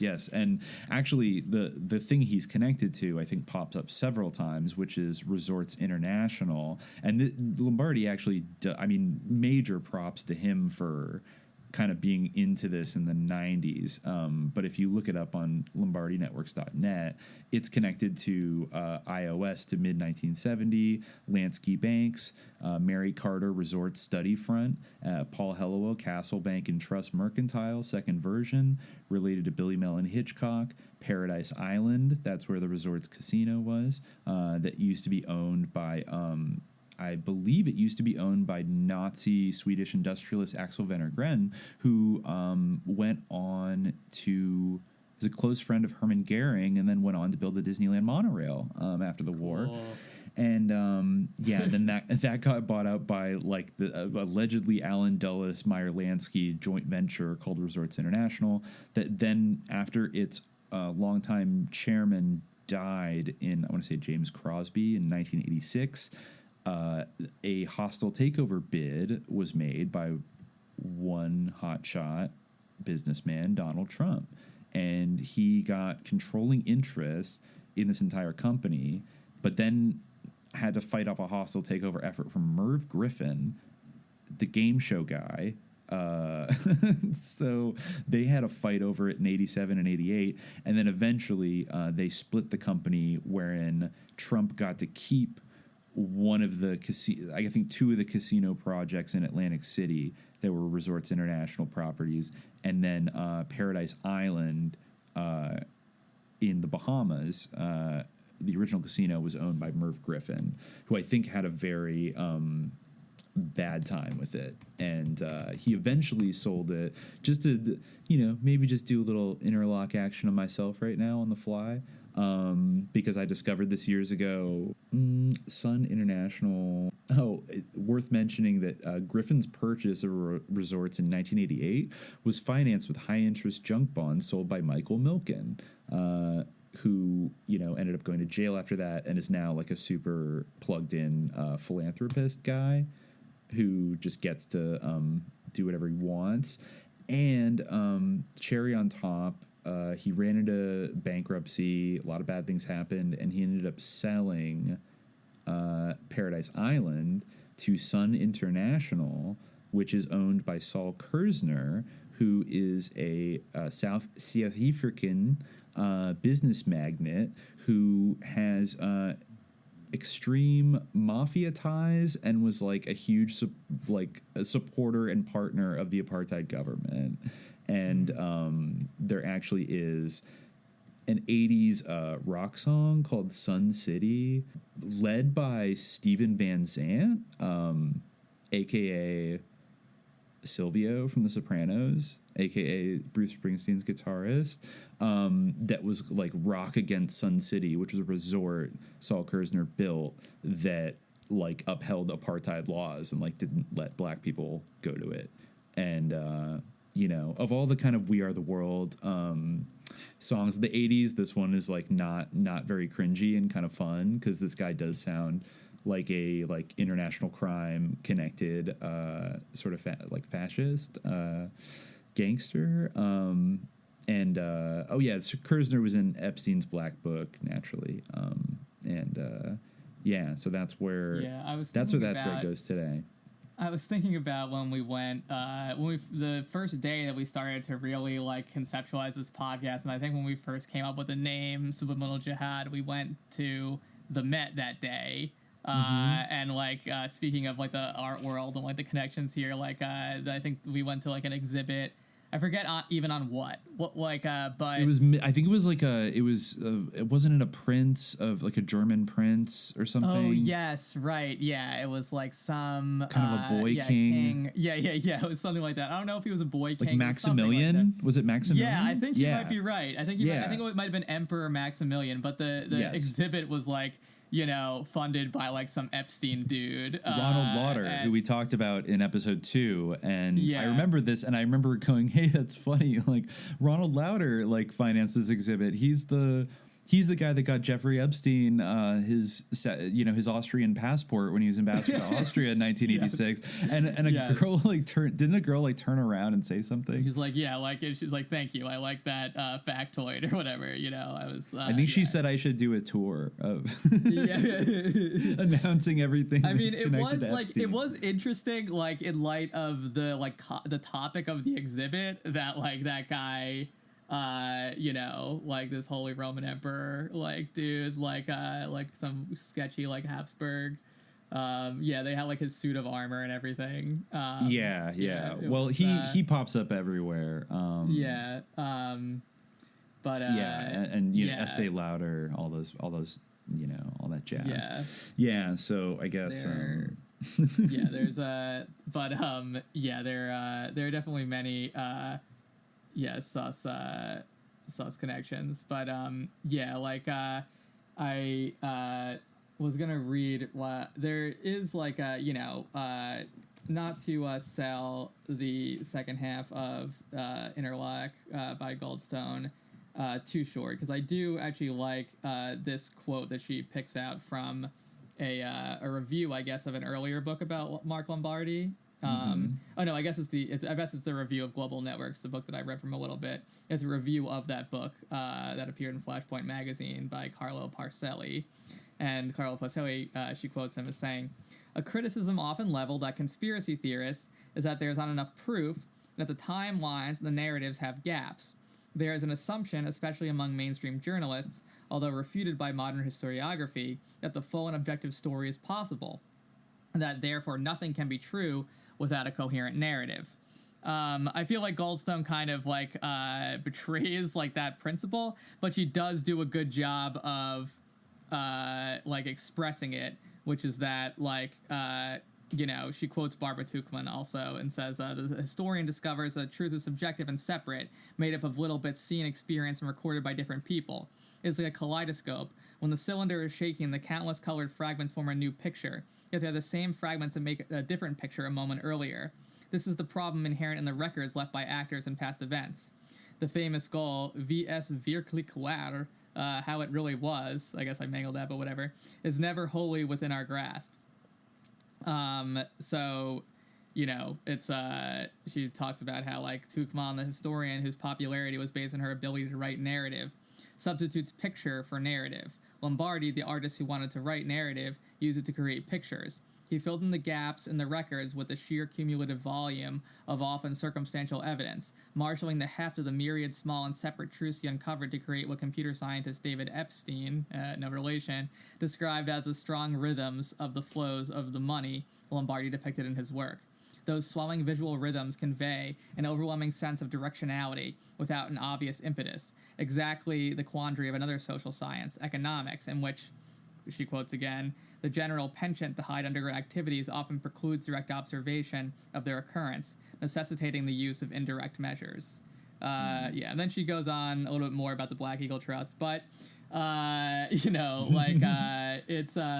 I'm not ruling it out. And I really do love the Iran-Contra drawing that Lombardi did, which I think is the one that contains a lot of those references to some of the people like Klein and to Singland. It's a very amazing image. I definitely recommend everyone look it up because that's kind of like this very like spherical globe shape with a couple of protrusions coming out. Anyway, but I think we're coming up on 3 hours here. I think 3 hours. Right. I think we can table the gold talk and some of these threads in his drawings we can return to and give them their full due. I guess maybe the last thing before we get out of here, we didn't talk too much about his suspicious hanging, but what's our? I was thinking the exact same thing. What's the verdict here? Because I mean, well, I do like the speculation. For one, again, I'm definitely partial to the idea that he was killed, and that it wasn't suicide. I mean, a lot of his family members sort of believe that. Or I guess, no, maybe not. Maybe I was getting him confused with Gary Caradori, who talked about another episode. I think that his mother did maintain continually the idea that he had not done so, while others bought into the idea that he had. But this is an interesting thing that she makes a note of. It's interesting, if not, I'm not saying that this is the truth, but she writes, Goldstone, that is, some in the art community like to believe that Mark's death was a form of performance, as in performance art, evidenced by the pointillist spray of Tylenol PM on the floor of his studio, like one of his friend Fred Tomaselli's celestial star maps, and the much-contested bottle of champagne hanging next to him. He had a bottle of champagne hanging next to him, even though apparently he didn't drink champagne. Anyway, I like to think that Mark orchestrated the whole thing himself, Irv Tepper said. What he couldn't do in life, he did in death. Thing you have to ask is, if he would back off if the FBI really showed up. He'd be the first guy out of town. If you really want to draw attention to Mark's work, you have to die in some mysterious way, said his former dealer, Devin Golden. But it's not like Mark's death made it happen for him. He was already there, already on the trajectory. So this, she talks about how this has become his art story. So to define his art story by his own death would have been Lombardi's ultimate signature, a flourish of advanced information that would overwrite any art criticism, the penultimate well-baited trap of an exhibition. I think she means ultimate. My favorite thing when people think penultimate means super ultimate. Anyway, you're never going ultimate. You're never going to prove he was murdered, Golden said, and you're never going to come up with a good reason for him killing himself. Oddly enough, there are those in the police force that agree. Artists do crazy things all the time, mused one. Maybe it was a form of performance art. It's an oddly sophisticated piece of art criticism out of the mouths of men who otherwise spend their time chasing drug dealers, but also oddly compelling. There's some weird writing from her here. If you know a fair amount about the history of conceptual art, it's a little too neat. It nags at the brain, along with the image of the artist's slight, boyish body, groomed for a date, twisting to the jangling of a radio in his brightly lit, otherwise empty studio. It does. It's almost terrifying to think about that the CIA could murder you, and that if you're an artist, and then if they just sprinkle around some bullshit art and make it look like it's a performance art thing. Yeah, it's quite chilling to contemplate. Because in a way, they did create a work of art. If they were trying to make it look like a performance art, it was that was the ultimate artwork by CIA, or whatever. They out conceptual Yeah. Like, if you were going to write a kind of a weird CIA thriller about this, maybe, like, the agent tracking him is, like, kind of an aspiring artist in his own right. Yes. Like, you know, this is, like, his final masterpiece. He's been tracking or, Mark like, Lombardi you know, for one years. of his rivals from grad school. Yeah. Or something. Yeah, for sure. Yeah. There's one other thing about, like, just forensically that I remember when I read this, I freaked out because, like, it sounded so ridiculously similar to what happened to Jeffrey Epstein. And this is about kind of like, I'll just read this. Like, noted forensic pathologist Bernard Knight devotes an entire chapter of his definitive postgraduate textbook on the medico-legal autopsy to fatal pressure on the neck as, quote, one of the most complex and controversial areas of asphyxial deaths, as the mechanism is uncertain and the frequency of such deaths makes them a common problem for both forensic pathologists and jurists. One of Knight's main points, made at some length, is that it is easy and in fact commonplace to confuse and or conflate asphyxia with sudden cardiac arrest as the mechanism of death by hanging. Pressure on the baroreceptors, sensory neurons in the carotid artery that help regulate blood pressure, creates a cataclysmic nervous response variously called vagal inhibition, vagal shock, or reflex cardiac arrest, which stops the heart before any evidence of asphyxia sets in. It is relatively easy to produce. Knight reports a case in which a soldier at a dance playfully tweaked his partner's neck and was mortified to see her drop lifeless to the floor. Not nearly as mortified as she was, to be sure. Okay, we don't need to joke about that. Patricia. But anyways, presumably the soldier was not so clumsy as to administer either a jujitsu commando punch, in which the edge of the hand is brought forcibly to the side of the neck or the front of the larynx and stimulates a vagal response, or an arm lock, otherwise known as a chokehold or sleeper hold, which has been banned by a number of police forces because of the number of inadvertent fatalities it has caused by reflex cardiac arrest, especially in situations where a combative subject has been drinking alcohol, as Mark habitually did. Let's see, and she quotes like a John Carré novel where they she was talking about how in a John Carré novel there's sort of this like Vulcan like some dude comes to an opera and he like chokes a woman by like putting his arm around her. He like kills her without anyone noticing by pretending to be like on a date with her. Basically like a Vulcan death grip type like pressure point thing kind of. Exactly. And also with no pressure at all, plastic bag suffocation, a method also favored by the Secret Services, will also induce sudden cardiac arrest. And this is interesting. Knight points out that death by hanging is most often caused by reflex cardiac arrest from pressure on the carotid structures rather than the widely diagnosed cause of asphyxia when oxygen supply is severely reduced due to abnormal breathing. The rub for the forensic pathologist is that though death by sudden vagal inhibition is common, it is, quote, unusual to find anatomic confirmation of injury to these structures. The secret police artist assassin looking to commit a suicide is therefore left with a window, not to say transom, of opportunity in covering up a death from sudden cardiac arrest induced by one of the less violent methods above, with the evidence of hanging. The mark of the ligature, a major focus of pathology, can be easily reproduced by putting a rope around the body's neck and dragging it for a short distance across the floor, which makes the ligature mark on the neck move upward, considered evidence of hanging. It takes a combination of dedicated detective work and a determined and curious pathologist to figure out what Knight calls, quote, the precise interplay of different mechanisms which themselves appear only partially dependent on the completion of suspension and the location of the noose. I guess, it says the 90th precinct in Williamsburg where he worked has gentrified considerably in the last 14 years, but at the time of his death, it had one of the highest homicide rates in the city. Its staff was chronically overworked. Since Officer Hendricks and his partner, Detective Vulich, say today in the absence of blood, bruising to the throat, or other signs of struggle, they were not looking for a homicide. They did not check for displacement of dust on the sprinkler pipe or any other telltale signs that Lombardi's body had been moved. Neither the police nor the medical examiner established a time of death, which might have told them if Lombardi had died in another location. They did not interview any of his friends or neighbors, yeah, and then there's Hillary Maslin was like this socialite like girlfriend of his who was kind of sus and like told the police right away. To be the reason why he killed himself, because he was upset over his relationship with her, but people have been dubious of that. Yeah, other people said that he didn't even like her that much anymore. Like he had broken up with her. And he was happy about it. Someone said like, I'm looking for a better looking girlfriend or whatever. Yeah. In his personal life, he wasn't like the best guy. No, definitely not.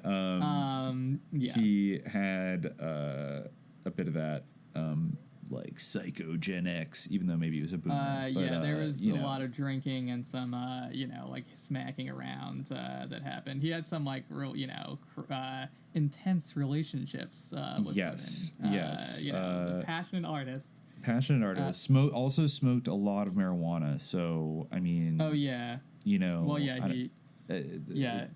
despite just like it, in the room, that stuff will make you violent. I guess so. He had a half-smoked joint on his table apparently when he killed himself. So, interesting. That possibly made him do it. I don't know. But yeah. So I mean, I would definitely put in the verdict of yes, he was murdered, because I'm probably gonna put him in. It's too neat, as they say. Just to play devil's advocate of him not being murdered, it does seem like he could have just become famous doing this, and like nothing would have changed in the world.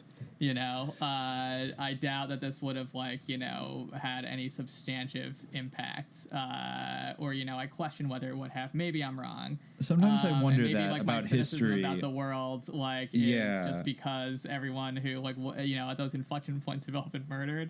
I mean, maybe that it is kind of like shifting the timeline. So it's like, whereas like, I don't know, like the way things unfolded, they feel inevitable, but you had to like kill like both the Kennedys and Martin Luther King and Malcolm X to like complete the whatever you wanted to do to open up the space. And maybe for the art world, it was like, Josh Harris, like, let him run wild.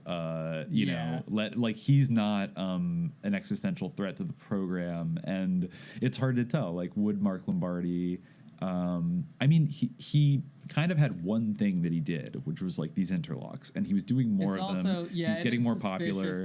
A real suspicious thing is that it was just before 9/11. And like after the election, 9/11, they were like, let's come look at these things, to figure out how to investigate 9/11.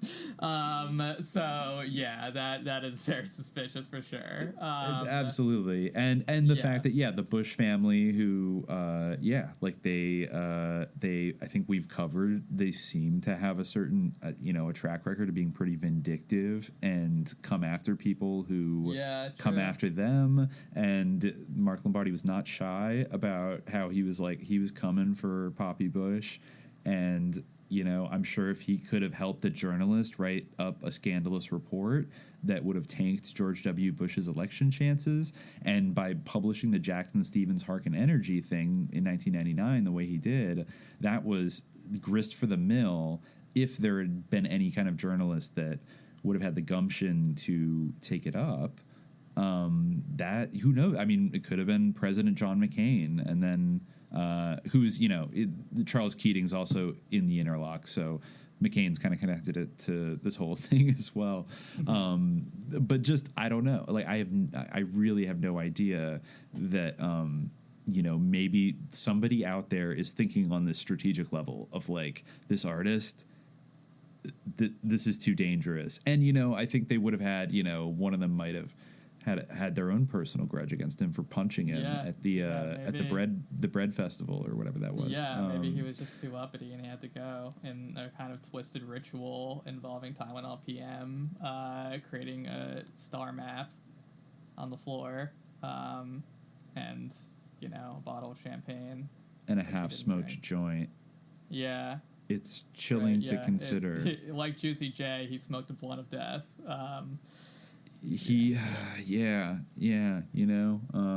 But he did some very important work, so I think he's gonna he is in a way, Well, yeah, I guess his agent did say that, it shaped his artist story. He wouldn't be the same figure if he were still kicking. Yeah.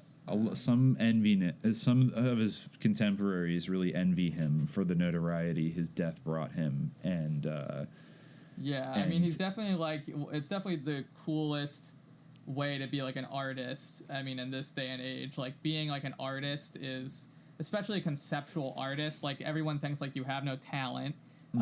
Because like it doesn't actually require like the like a lot of craft, I guess. So like I feel like people are kind of inherently resentful of conceptual artists, whatever you want to say. Like obviously conceptual artists do have some kind of and like a lot of things in this world are grifts of some kind, so I'm not saying that like the living that conceptual artists make is illegitimate or whatever, and that there isn't like good conceptual art.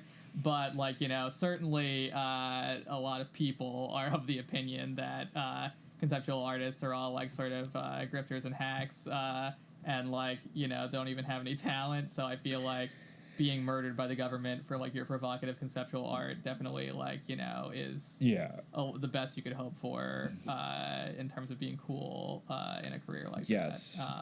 It's either that or be an unwitting CIA asset. True. Doing culture war with your destroying all structures of meaning, hyper masculine Hemingway-esque art, and I think we covered everything. I don't know, any last notes on Interlock? We'll come back to specific Interlocks at a later date. I think Mark Lombardi. Check out his art. It's very good. It's very good. He will serve as one of the cartographers of subliminal jihad, I think, for a long time to come. Yeah, for sure. It's definitely I'm interested in the artists who some of the other artists who were mentioned as like influences on him, and also the artist whose his suicide was compared to. As a, the celestial star maps or whatever. Is it Rothko? Yeah. No, not Rothko. Someone much more obscure. Fred Tomaselli. Oh, okay. Yeah, I guess that was Goldstone's like comparison, but yeah, you can see his art if you look online. It's like the pointillist spray of his Tylenol PM was compared to the celestial star maps of this guy, and not as cool as Tom Lombardi, but there's something. Does have this one picture of a very sus pointillist owl that's like shooting spirals out of its owly eyes. Anyway, word. Don't trust the art world or the bushes. So until next time, dear listeners, stay vigilant. Peace.